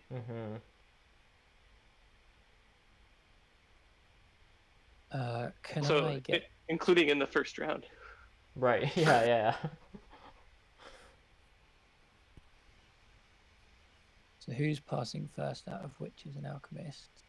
Gonna be pretty close. I mean, nerdcube can take a priest.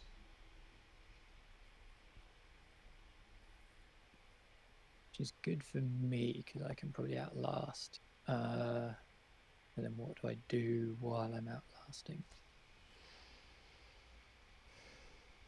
And do I accept this leech? That puts me on 1, 5. I can send a priest somewhere and get 2 more. Can I do anything useful with that? Is it possible for you to accept this leech and then you're like send a priest to water so you get enough in the 3rd bowl to use something so that you can gain your 14 leech income? Like that's what I'm thinking, yeah. And maybe I can get a jump on Earth or something. I have a question for you, Aaron. Mm-hmm. Do you think the bridge is really the best plan for you? Because double digging A5 and opening A4, it opens up two other hexes. So doesn't that help for the network race? It's an honest question. I don't know if you're considering taking fire 2 or not fire 2, or if you want to build a stronghold or anything like that. But I'm just curious. My problem is I don't have water 1, so I don't want to just build a bunch of another trading post if I don't have to. If I double dug A5, I guess I'd build a trading post on B5 to open up another dwelling. But then A4 is under threat. I don't know that I'd be able to get A4. It would take me 3 turns to secure A4, and you have upgraded digs, and I don't know what you're doing. So Yeah, it's that's fair enough. cheaper this way, and also blocks a bridge from you. I guess it takes one from the table. Yeah. See, this is why I think I should have went for A4 instead of B2 for my other time. I think it was possible to dig A4, A5, and go on A6, and just let you, because I figured you would pass early for the bridge. Honestly, I didn't think I was going to get. I mean, I wasn't paying super close attention to income, but like I didn't actually to know who was gonna like outlast who. But I didn't think I'd run out of sort of stuff to do in time to pass first. It didn't dawn on me that it was. I thought that town was kind of dead, and then I was sort of thinking in the back of my head, like, do I get on the big building pass tile and get a stronghold, that kind of thing, and try to just I don't know. Yeah. I think the stronghold plan like might be pretty good. Like, if you guys like were actually openly colluding and saying like, okay, like I promise I will not dig A4. Right. Yeah, and then just let me have the bridge. It's really cheap for you to like just dig A4 away and like. Yeah. So I think unlike the other one, in a game that isn't the kind of risk I would take, because it probably is actually okay for you to block him there. I mean, not really, because I want to dig on A3 and I want my bridge there, and I have limited dwellings, right? So digging A4 is not really good, because then I cannot bridge. I need A3 to bridge, and I don't have any dwellings left. Not even building it, right? Just like if your point was, oh look, you get a free yellow out of this, you're probably gonna have a worker to spare to dig A4 away to brown. And I'm not entirely sure. Probably. But even if you don't, I think that's normal... a much harder call to make as nomads. Yeah, I think in most like in a normal competitive game, I wouldn't trust that like, oh, A4 is definitely not in Danny's best interest. He has better things to do with his resources. I'm not the threat. Like, those are all nice thoughts, but also one worker, I mean, it doesn't kill me, but even a one worker to brown like bugs me quite a bit, or you know what I mean? I don't know. So it's. Yeah, so I'm not really sure. If you turn it brown, and if you turn it brown, then he's gonna have to hard dig anyways. So then why did he bother building a stronghold? Like, just spend those workers on a hard dig. Yeah. For the network race. The other thing is that this line means that I found two towns on my second turn. So I'm hoping that. I mean, I haven't really paid attention to I guess you guys will all found towns before me. So I don't know how valuable that is, but. Because I need to take a bridge and then build a sanctuary for Fire 2. Then I'll get 2 towns, and then I'll get my third one on my third town. But I assume... So okay, just don't take the bridge then. It's fine. And get your towns quickly. No? No, then I get 1 town on my first turn, and then I get a second town in 3 turns, and never a third town. So that seems worse.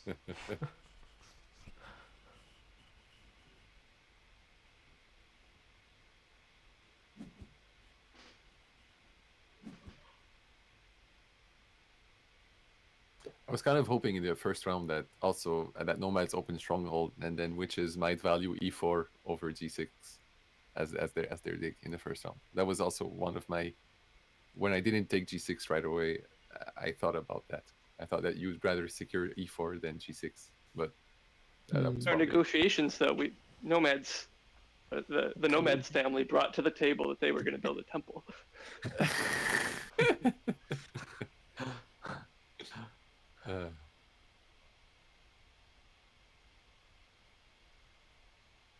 Yeah, a stronghold would have been fun here. I just think it would have been a lot of inefficient digs. Like, I think engineers actually would have just caused some problems, possibly, by double digging D4 and stuff.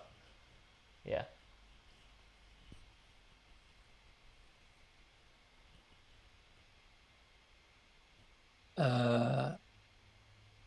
If I got one more leech, I had a mad line in my head of Ooh, a mad line.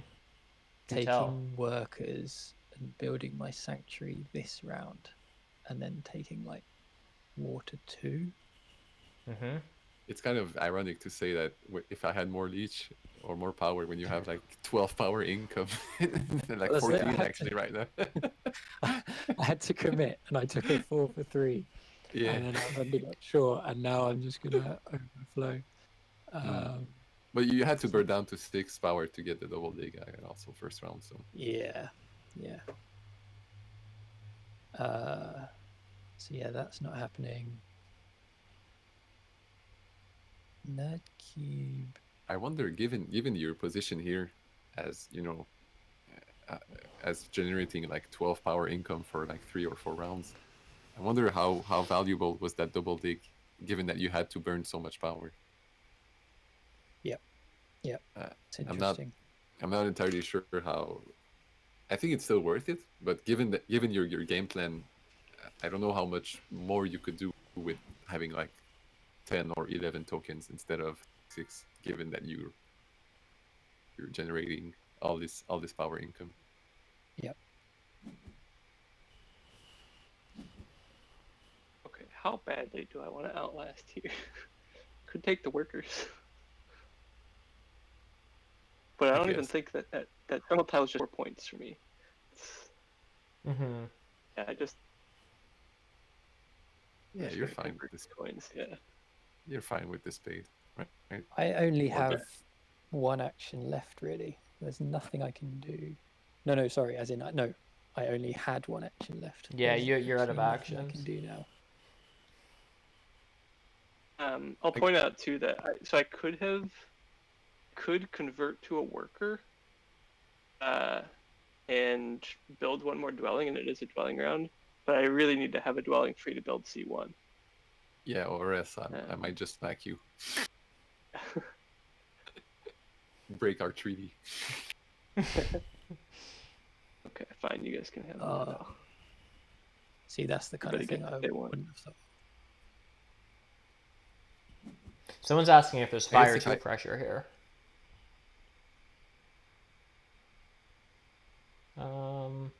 Engineers build a sanctuary, they might as well take it. Noted.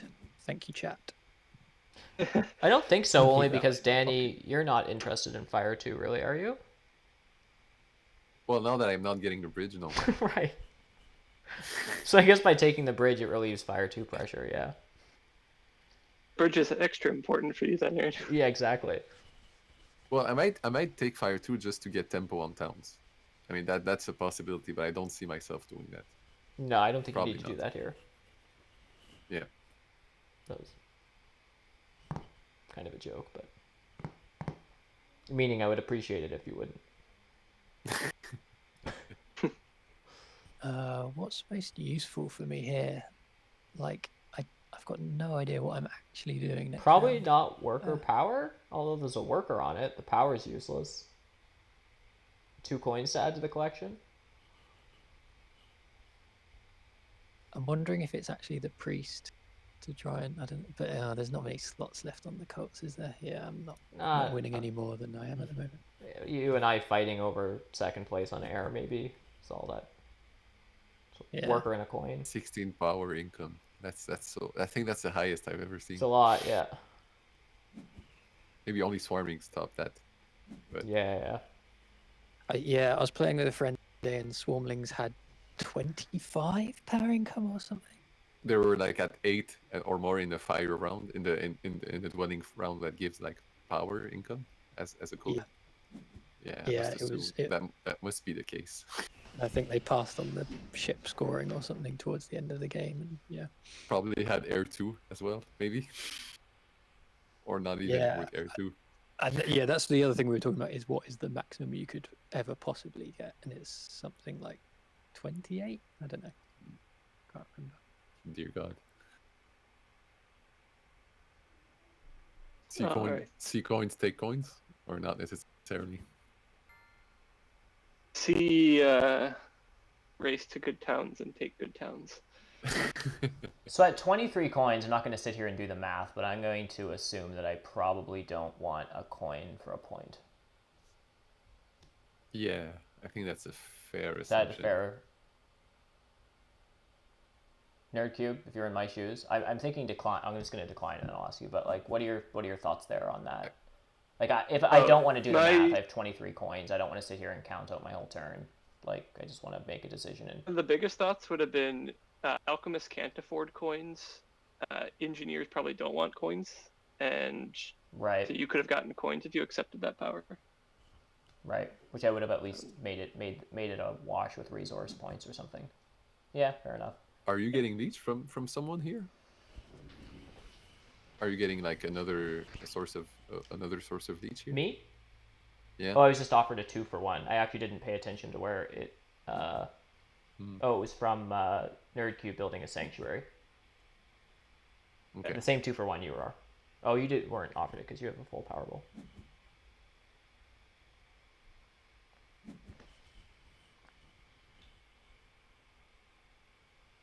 I'm considering in my mad, desperate search to score some points here. Is there any point double digging and fighting network? Danny's building. Presumably he's just building a few trading posts.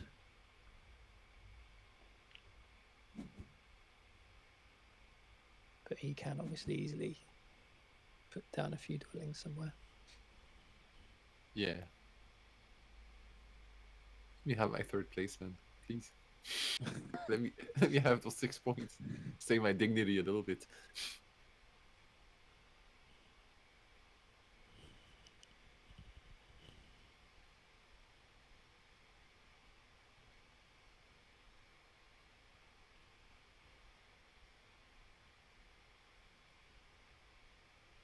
My dwelling on C1 before I took town, just so I could do the sweet action of fire 2, build 3 towns in a town round. Time I did that on Snellman, it was just I was a god for a day. I just nothing could stop me. Yeah, I did it once. I remember did it once with witches as well. It feels so good. Because so that's 30 points just from the town round and finishing your towns, and then if you take like 11, 9, 9, you can make that. That's 29 points. Yeah. Let's just round it to 60, and just for the sake of it. Yeah. That's a 60 points move. I think that's the highest point that you can get in a single move in this game, probably. Probably. Oh, unless you do it with 4 towns. Yeah. Is it possible though to wait to build 4 towns? I'm not sure it is. No? I never considered why it wouldn't be, but Yeah. I mean, I don't think it's maybe I'm just curious. I haven't really wrote it down, but I think the way that you have to displace your structures means that you have at least. Yeah, I guess you could. I mean, it takes special planning to distribute them, so you have six, like 4 clusters of 6 powers, and we will have to see according to the buildings if that's possible. If the way that the power is divided through the buildings, that you can actually get 4 clusters of 6, but it should be, right? Should be, yeah. It feels like it. So stronghold 3 dwellings, sanctuary 3 dwellings, and 2 trading posts and 2 dwellings, times 2. Yeah, it's possible. I'm considering taking the coins. Sorry, carry on. Coins over spades? I thought we were going for another town here, but maybe there's not enough workers?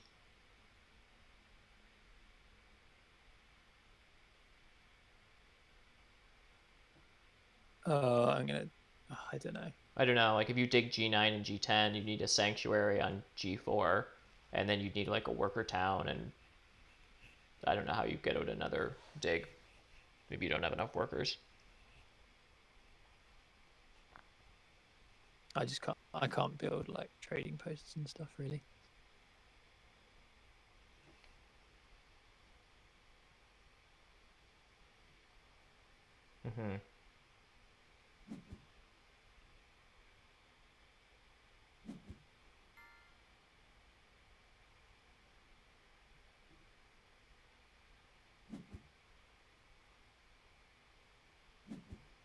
Actually, I have my auto leech on. I didn't want that.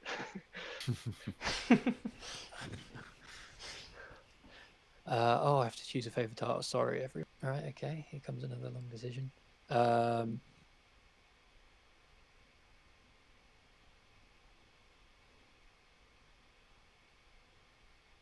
there's not much that does me much really. I was gonna say take water 1, but you already have water 1, and then I just thought, imagine if a faction could take 2 copies of the same favor. like as their special power. Mm-hmm. Here to do the design challenge. It's just random thought that just popped through my mind. Like you're always open Sanctuary and you take 2 times Earth 1 maybe, or 2 times Fire 1, or 2 times. That would be crazy. I don't even know what you would do. Yeah. It would probably be, right? I guess. I don't know.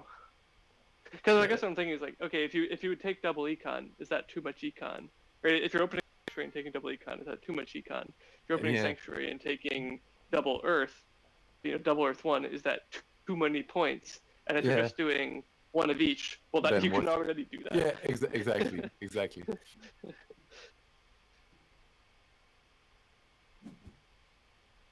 Like, say there's like another copy, like right now, there's another copy of Water 1 that's just hanging around. I mean, it would be nice to grab it. Yes. Okay, here's the dwarves. Dwarves with a round 1, like Earth Spade. They could do Double Earth 1. Yeah, that would be pretty cool.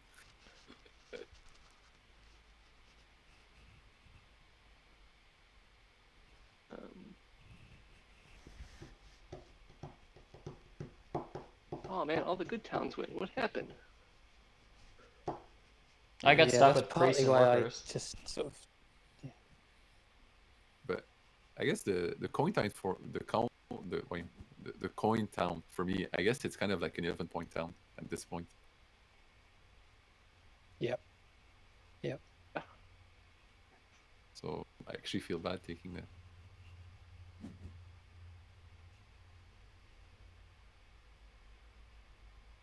Granted that I spend all of these coins and I don't convert them 2 for 1, but yeah, which is probably what will end up happening.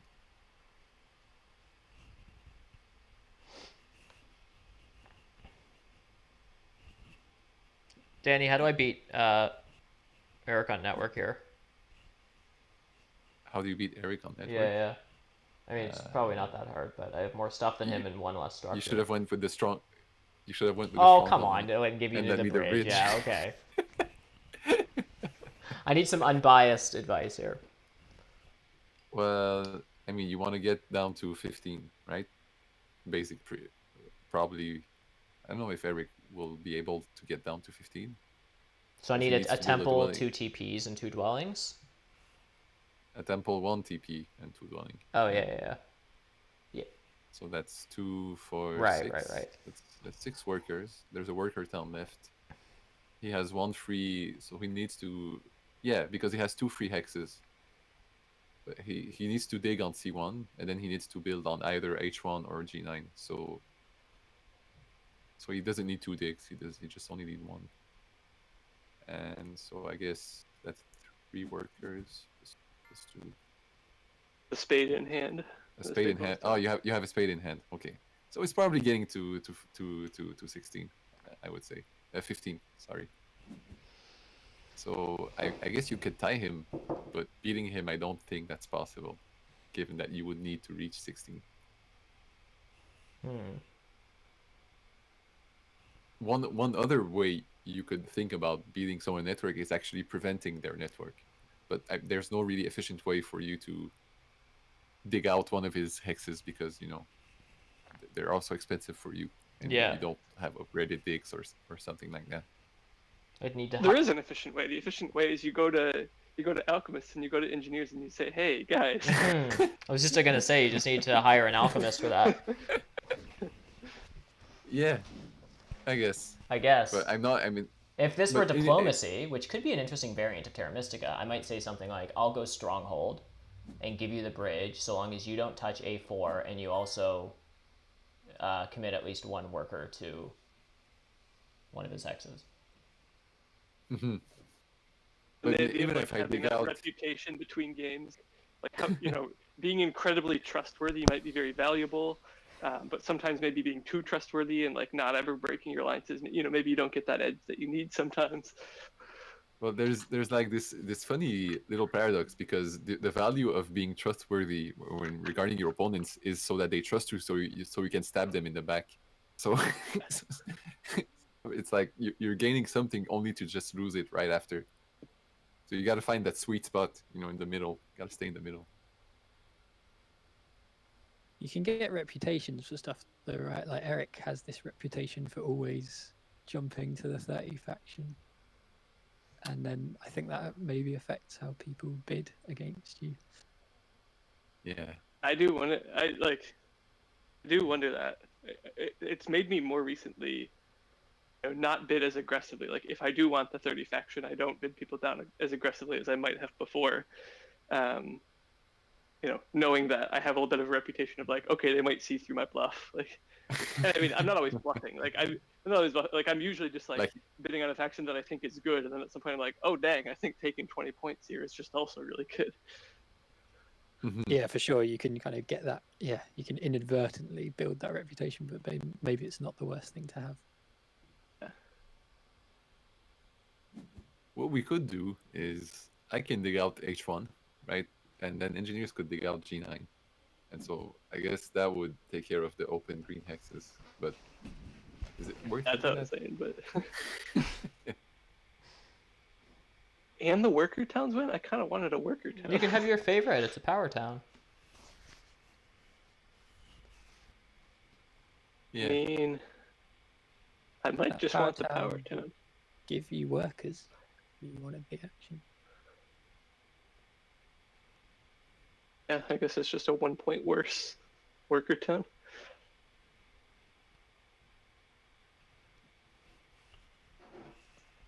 Might as well get this out of the way before it comes under any threat.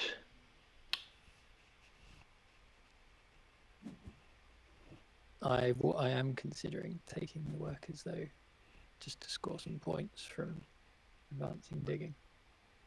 But the interesting thing here is that Eric has to do a lot of actions before he can actually build that dwelling. So we have time, to think about it, talk about it. And there's no rush for that. Send him our demands. Yeah. I mean, so I now have, with taking the power town, I now have the resources to take a single spade. Yeah, that's true. And you have all the workers you need. Yeah. So I guess we have to eliminate all single possible hexes that you can make. that's the way to go. Okay, so what's the list? There's F6, E2. I have been in that position before. There was one time.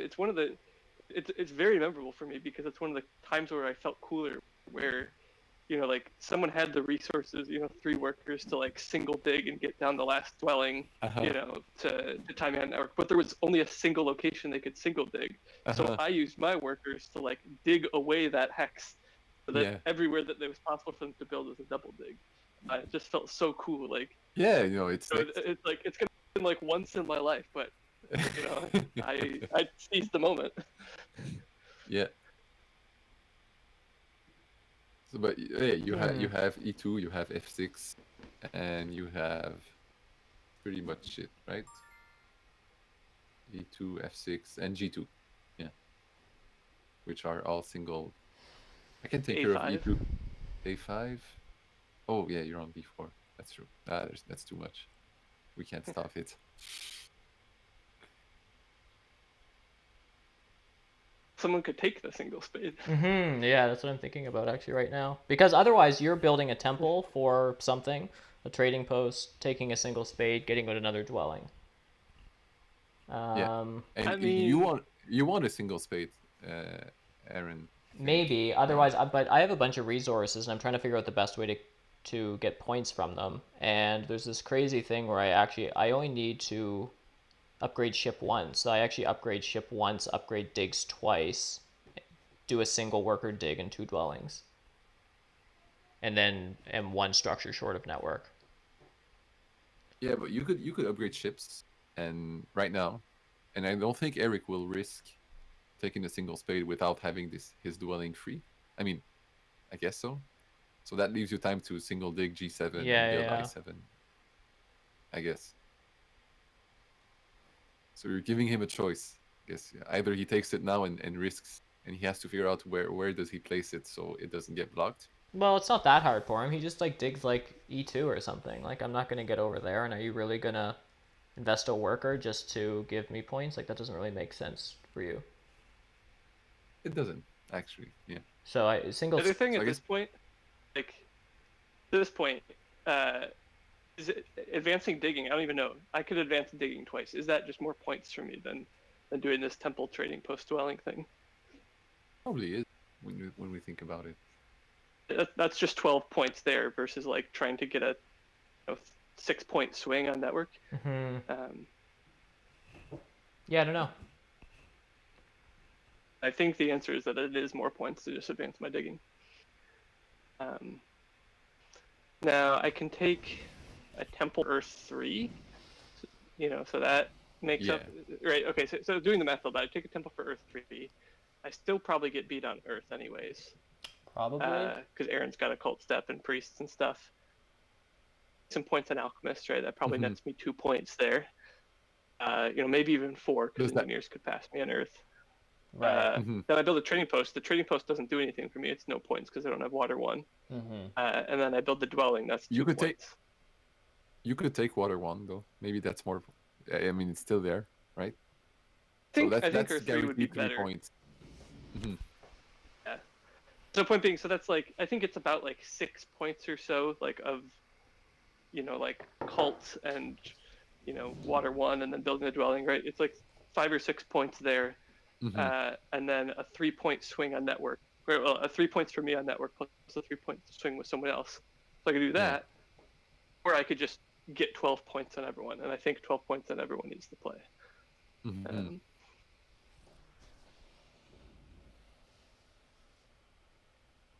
Yeah, makes sense.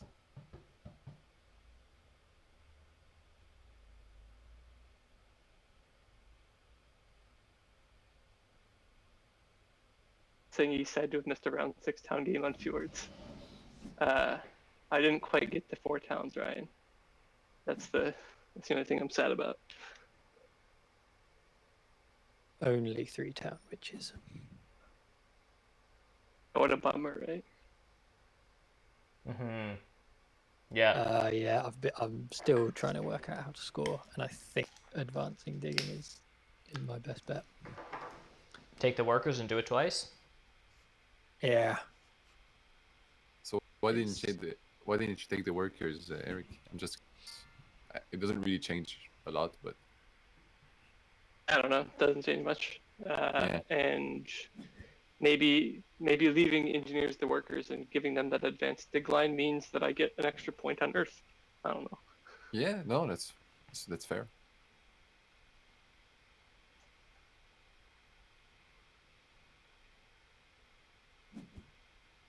I think I comfortably won this one, so I don't want to spend too much time optimizing on them. It's good to hear though, because this is where I really struggle, and this is where I've been probably a bit quiet now. Is like, how do I scoring all this and working out? I mean, I don't have to think about network at least because I'm not contesting it, but this is what I find hard, and so it's good to hear you talk through it and how you decide what to do for sure. The thing that workers thing was a little bit retroactive. Like, right. That's not the reason I didn't take the workers, but afterwards, like, aha, I'll sound smart if I say that. But and that's real also reason was just not caring. But that's also good, because I think there's often a lot of ways to do a move that seems, when you first glance at it, it seems like the obvious thing to do. But then when you think a bit more in detail about that, there's often like a hidden justification, which might be bullshit sometimes, but sometimes might be really valid. And I think it's always interesting. That's what when I was making that video, I was going back through the game, and it's really hard to remember what was just pure luck and just happened to be great. Like, did I plan this route out so I would exactly pass on to the dwelling bonus tile at the end, or did I just really just luck into it and no skill involved? That was actually like one of the, when I was picking out what game I had, like, I wanted to do for my video, I had a few others that were like probably better games, right? And then I scored more, like had a bigger win margin, like got more buildings down. But like most of them, as I was stepping through the game, it was like, oh yeah, the reason I won is because like, you know, I got a little bit lucky and someone gave me leech when I didn't expect it, and I got to take the double spade, or like I passed on, you know, round 2 I got to pass on to the spade bonus tile, and I didn't really foresee that. That wasn't like a cool thing I did. It was just, you know, sometimes the game just follows you that way, and so I didn't really feel like I had as many like cool things to say. Whereas the game I ended up doing my video on was a lot more like, you know, like it was the kind of thing where like I did see from round 1, like, you know, okay, I'm gonna need to advance shipping in round 3, and like games are a little bit more rare where like you have this like crazy plan, you know, 3 rounds out and it comes together. But I do think more often a lot of like good games do come from like, oh, I got a couple lucky breaks that I didn't expect in the first couple rounds. Someone gave me just enough power to take the coins, and like it snowballed out of hand from there. Like that more often, that's why you have a good game. Like someone took the workers instead. Like someone passed on a double spade, like that they never should have passed, and then you just end up getting it in addition to Earth 1. Like so stuff like that can happen, and then you know, you're just golden.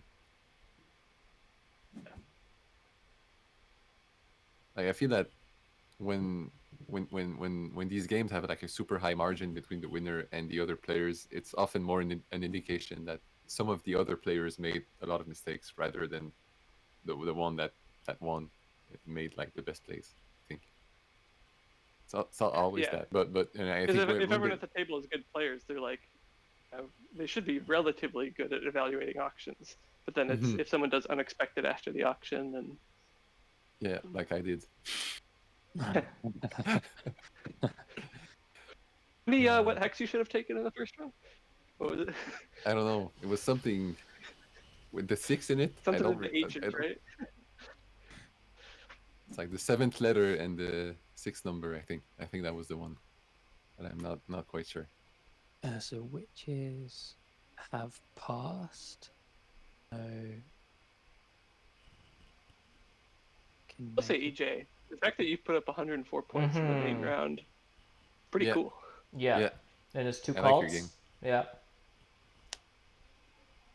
Yeah, it was a weird one. Winning 2 cults. Still have a whole bunch of resources left.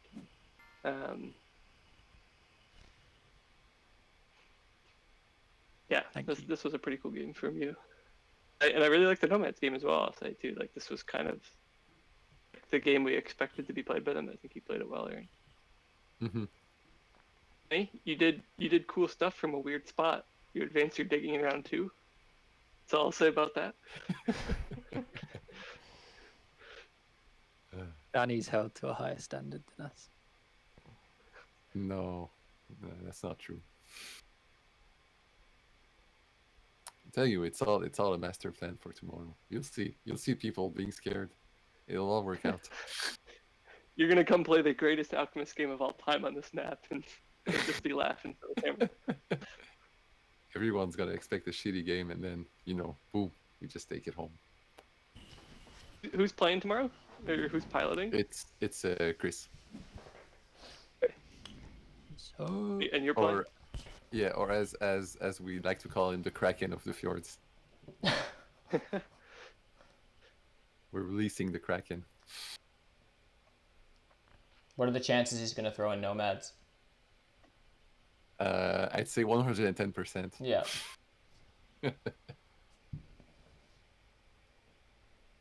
Oh, this is a really marginal move to like take witches on. Oh no, it didn't. No, wait. I'm being stupid. Ignore me. Ignore me.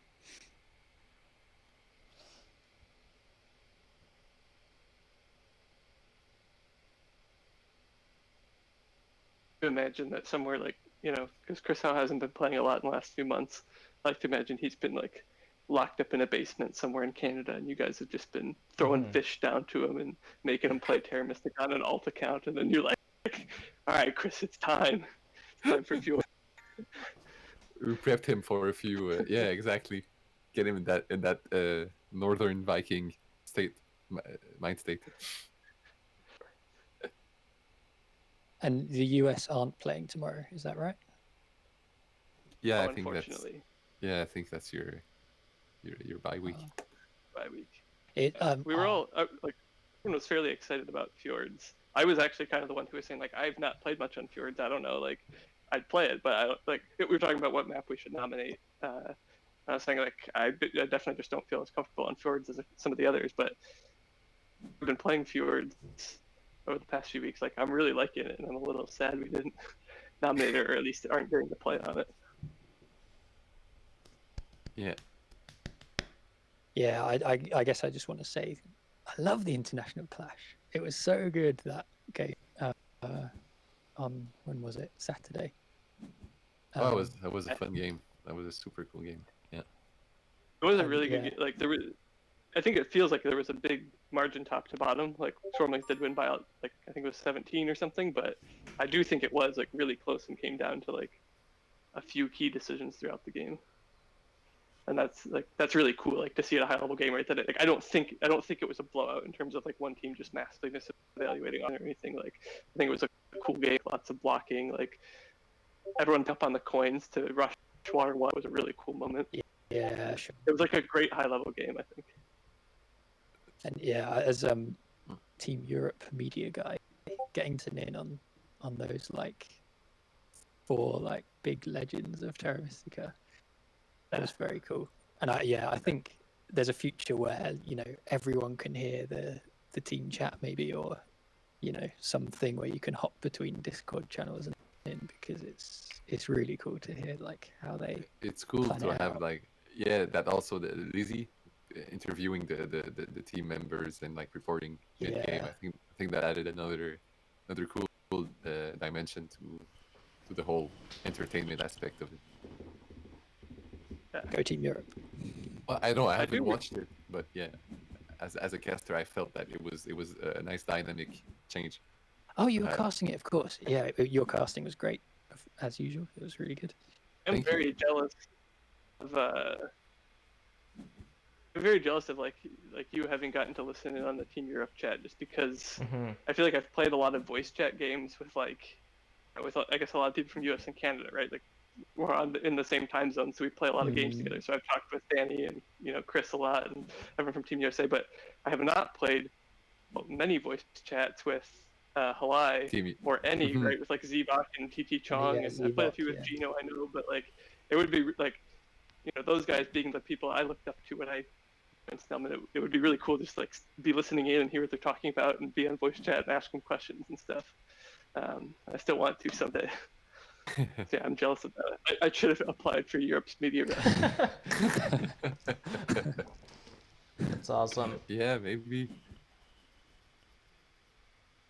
Thanks for the game. Yeah, 171 points. Yikes. That's big score from bidding down to.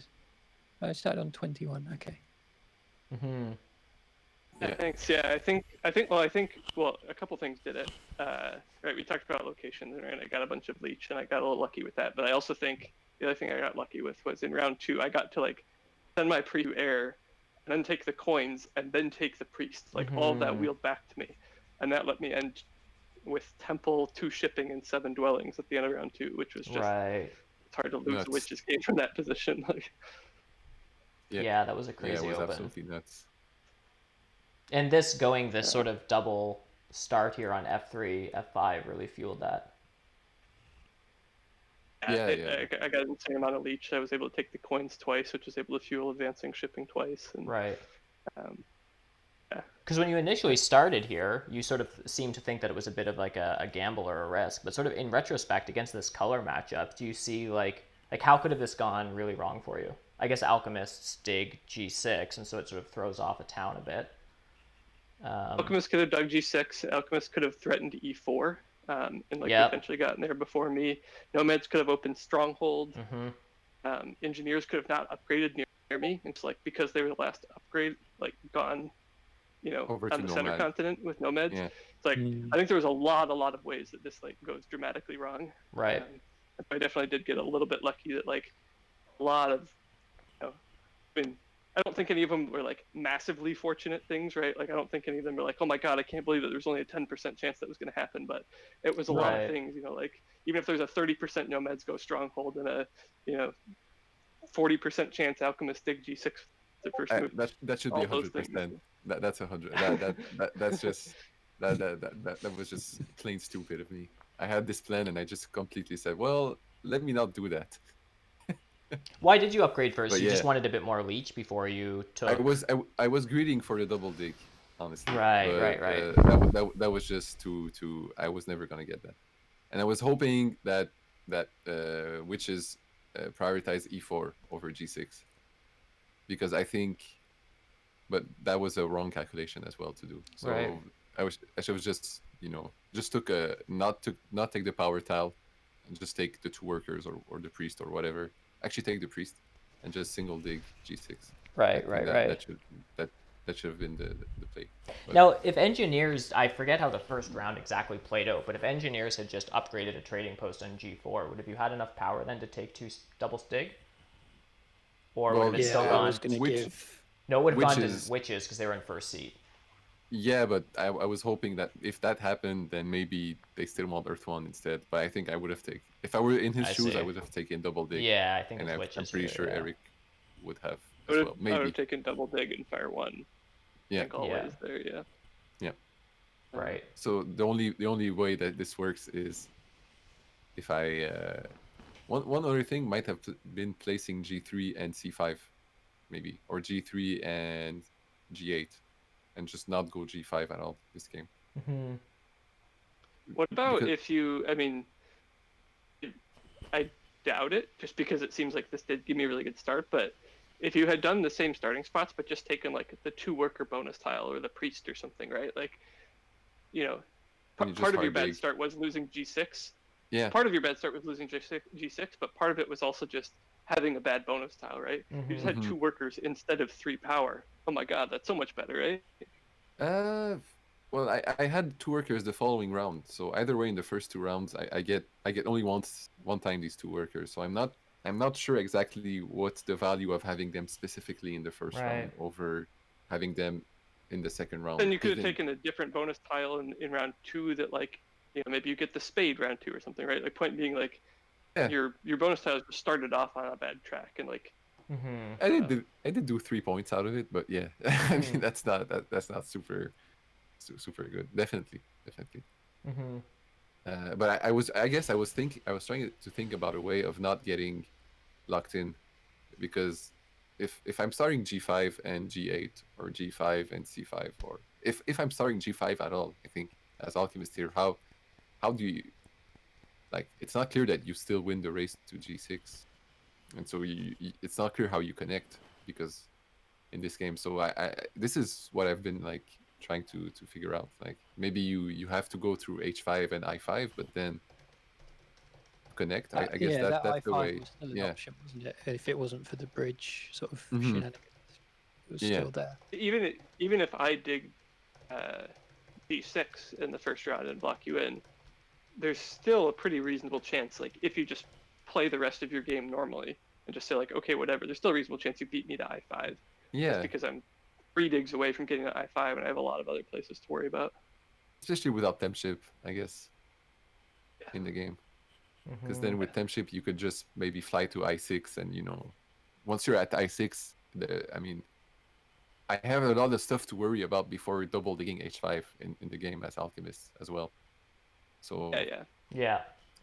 which is also the thing that is a bit worrisome. It's usually relatively likely that you double digging out in round like 4 or so, right? Mhm. At that Yeah. point. Yeah. But I guess the plan, maybe, was to start on G8 first, and then hop on G3 and hope to connect via E4, I guess. And then just give I up think that G3, could have been maybe. cool. I probably still would have gone E3 or F3 is the problem. Even if I'm not on G3, you go, because you put your first dwelling on F5, right? So if I go on G8, you still go F5 and F3, the same thing you did. Oh, I see. Well, no, Think you'd have to so. place both of your dwellings, Danny, before nerdcube places Yeah. his last. So you go. So I start on F5, you go G8, Mhm. G3, and then I just also Mhm. go F3 because I think F3 is just better for me here than F8. But if Would if, you have? if Honestly, you were first seat though, If you Danny, don't go G3, Yeah, would you have thought, the question is, if I didn't go G3 here in this game, would you have thought of starting witches on F3 5 here? That's the question, I think. Yeah, you did have a thought of that. Like, Nice. the other thing, I guess, is like it was always a little bit of a thought during bidding that like it's good, but I'm probably not doing much expanding in that area because engineers and alchemists are going to get my way. So, and then I have to bridge to G9. Like, Fate isn't that good of a starting spot when Gray is in the game, and especially when Blue's in the game and threatening F7 and Right. yeah. So it always was a little bit of a thought. It was like, oh, can I start somewhere else? And I'm looking at, yeah, like, okay, it was kind of like, I'll consider F3 because there's probably going to be a huge leech party there. And then once you went there, it made it even more obvious that it was a good call, I think. But just to, like, on the contrast, wouldn't have it been almost as good, if not arguably better, if he didn't go there? Like, if you were if he didn't place there, and you go there, I mean, it's less leech coming from G3, but there's also less pressure on E4. I guess what I'm trying to wonder is, in this color combination, is that placement of F5, F3 just, like, I guess it's is that it's workable? the best. Because engineers can't beat you to D1. Like, you have that town. Again, unless you have a stronghold nomads or, whatever giants are in or something. Yeah. But with yellow and gray, I think that's pretty reasonable. Yeah. It seems pretty good. Staying out of the way of engineers is good, isn't it? Like, you had all that space to yourself.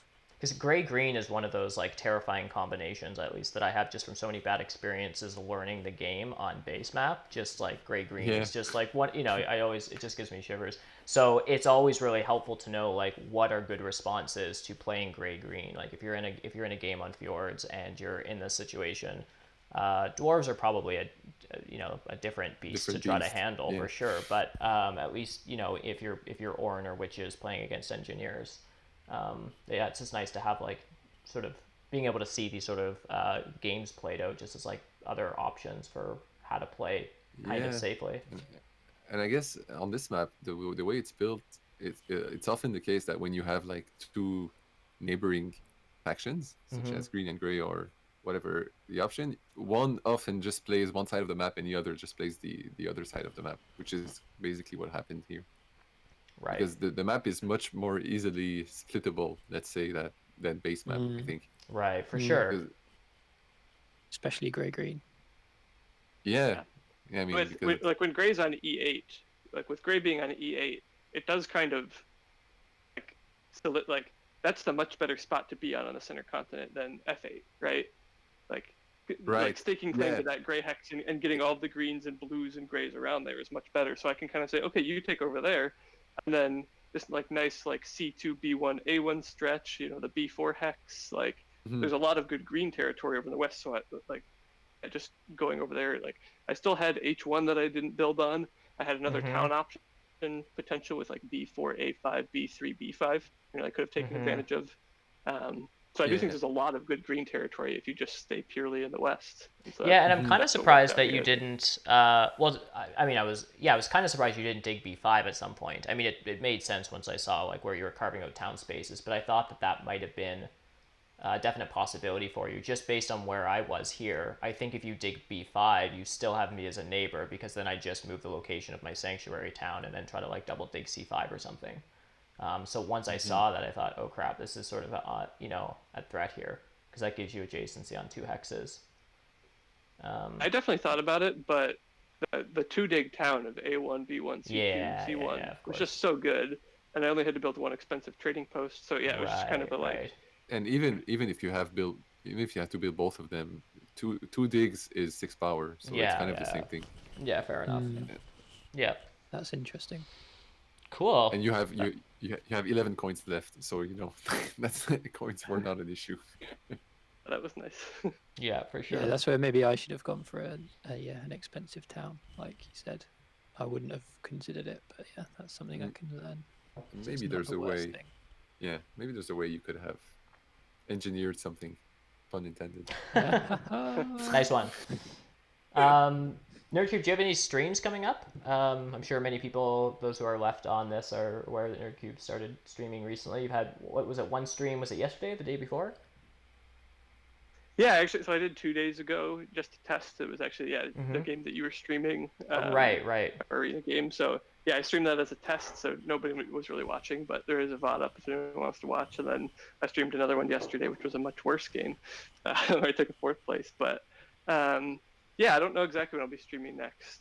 Part 2 opens tomorrow, so or sure. International Clash tomorrow, so maybe not this weekend, but generally, like, sometime like weekdays, like in the late afternoon, evening, probably is when I'll be streaming. So gotcha. Yeah, go look out for that. Awesome. Cool. I don't know if Ranier's on chat still, if he's got any stream plans coming up. He's still doing all-player commentaries as well. I've sort of lost track of what the schedule is, but I believe that's sort of a weekend thing that he's been doing.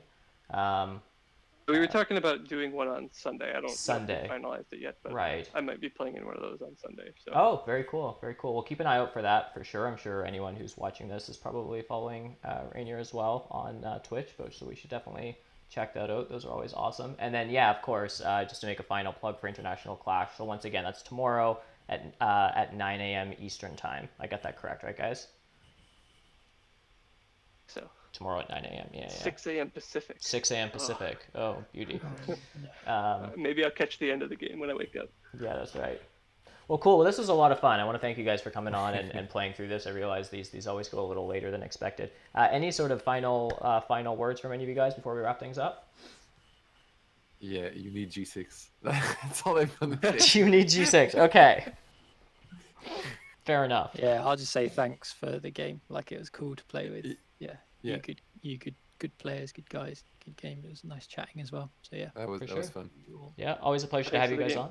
If you guys are ever interested in coming on again, hit me up. I'm always looking for people to come on, and same for any of the viewers. If any of you are interested, I usually make this plug at the end. I'm sure you've heard it before, but if you're interested in coming on, don't worry so much about your elo. Like, I usually try to have a mix of skill level at the table, which I think adds a nice dynamic. So yeah, if you're just interested in coming on, just send me a message on Discord or direct message me on BGA or whatever, but get in touch. It'd be great to have you on. With that, I think we'll wrap things up. Thanks everyone for tuning in, and hope to catch you in chat tomorrow on the International Clash. Thanks everyone. Bye for now. Yeah. Thank you.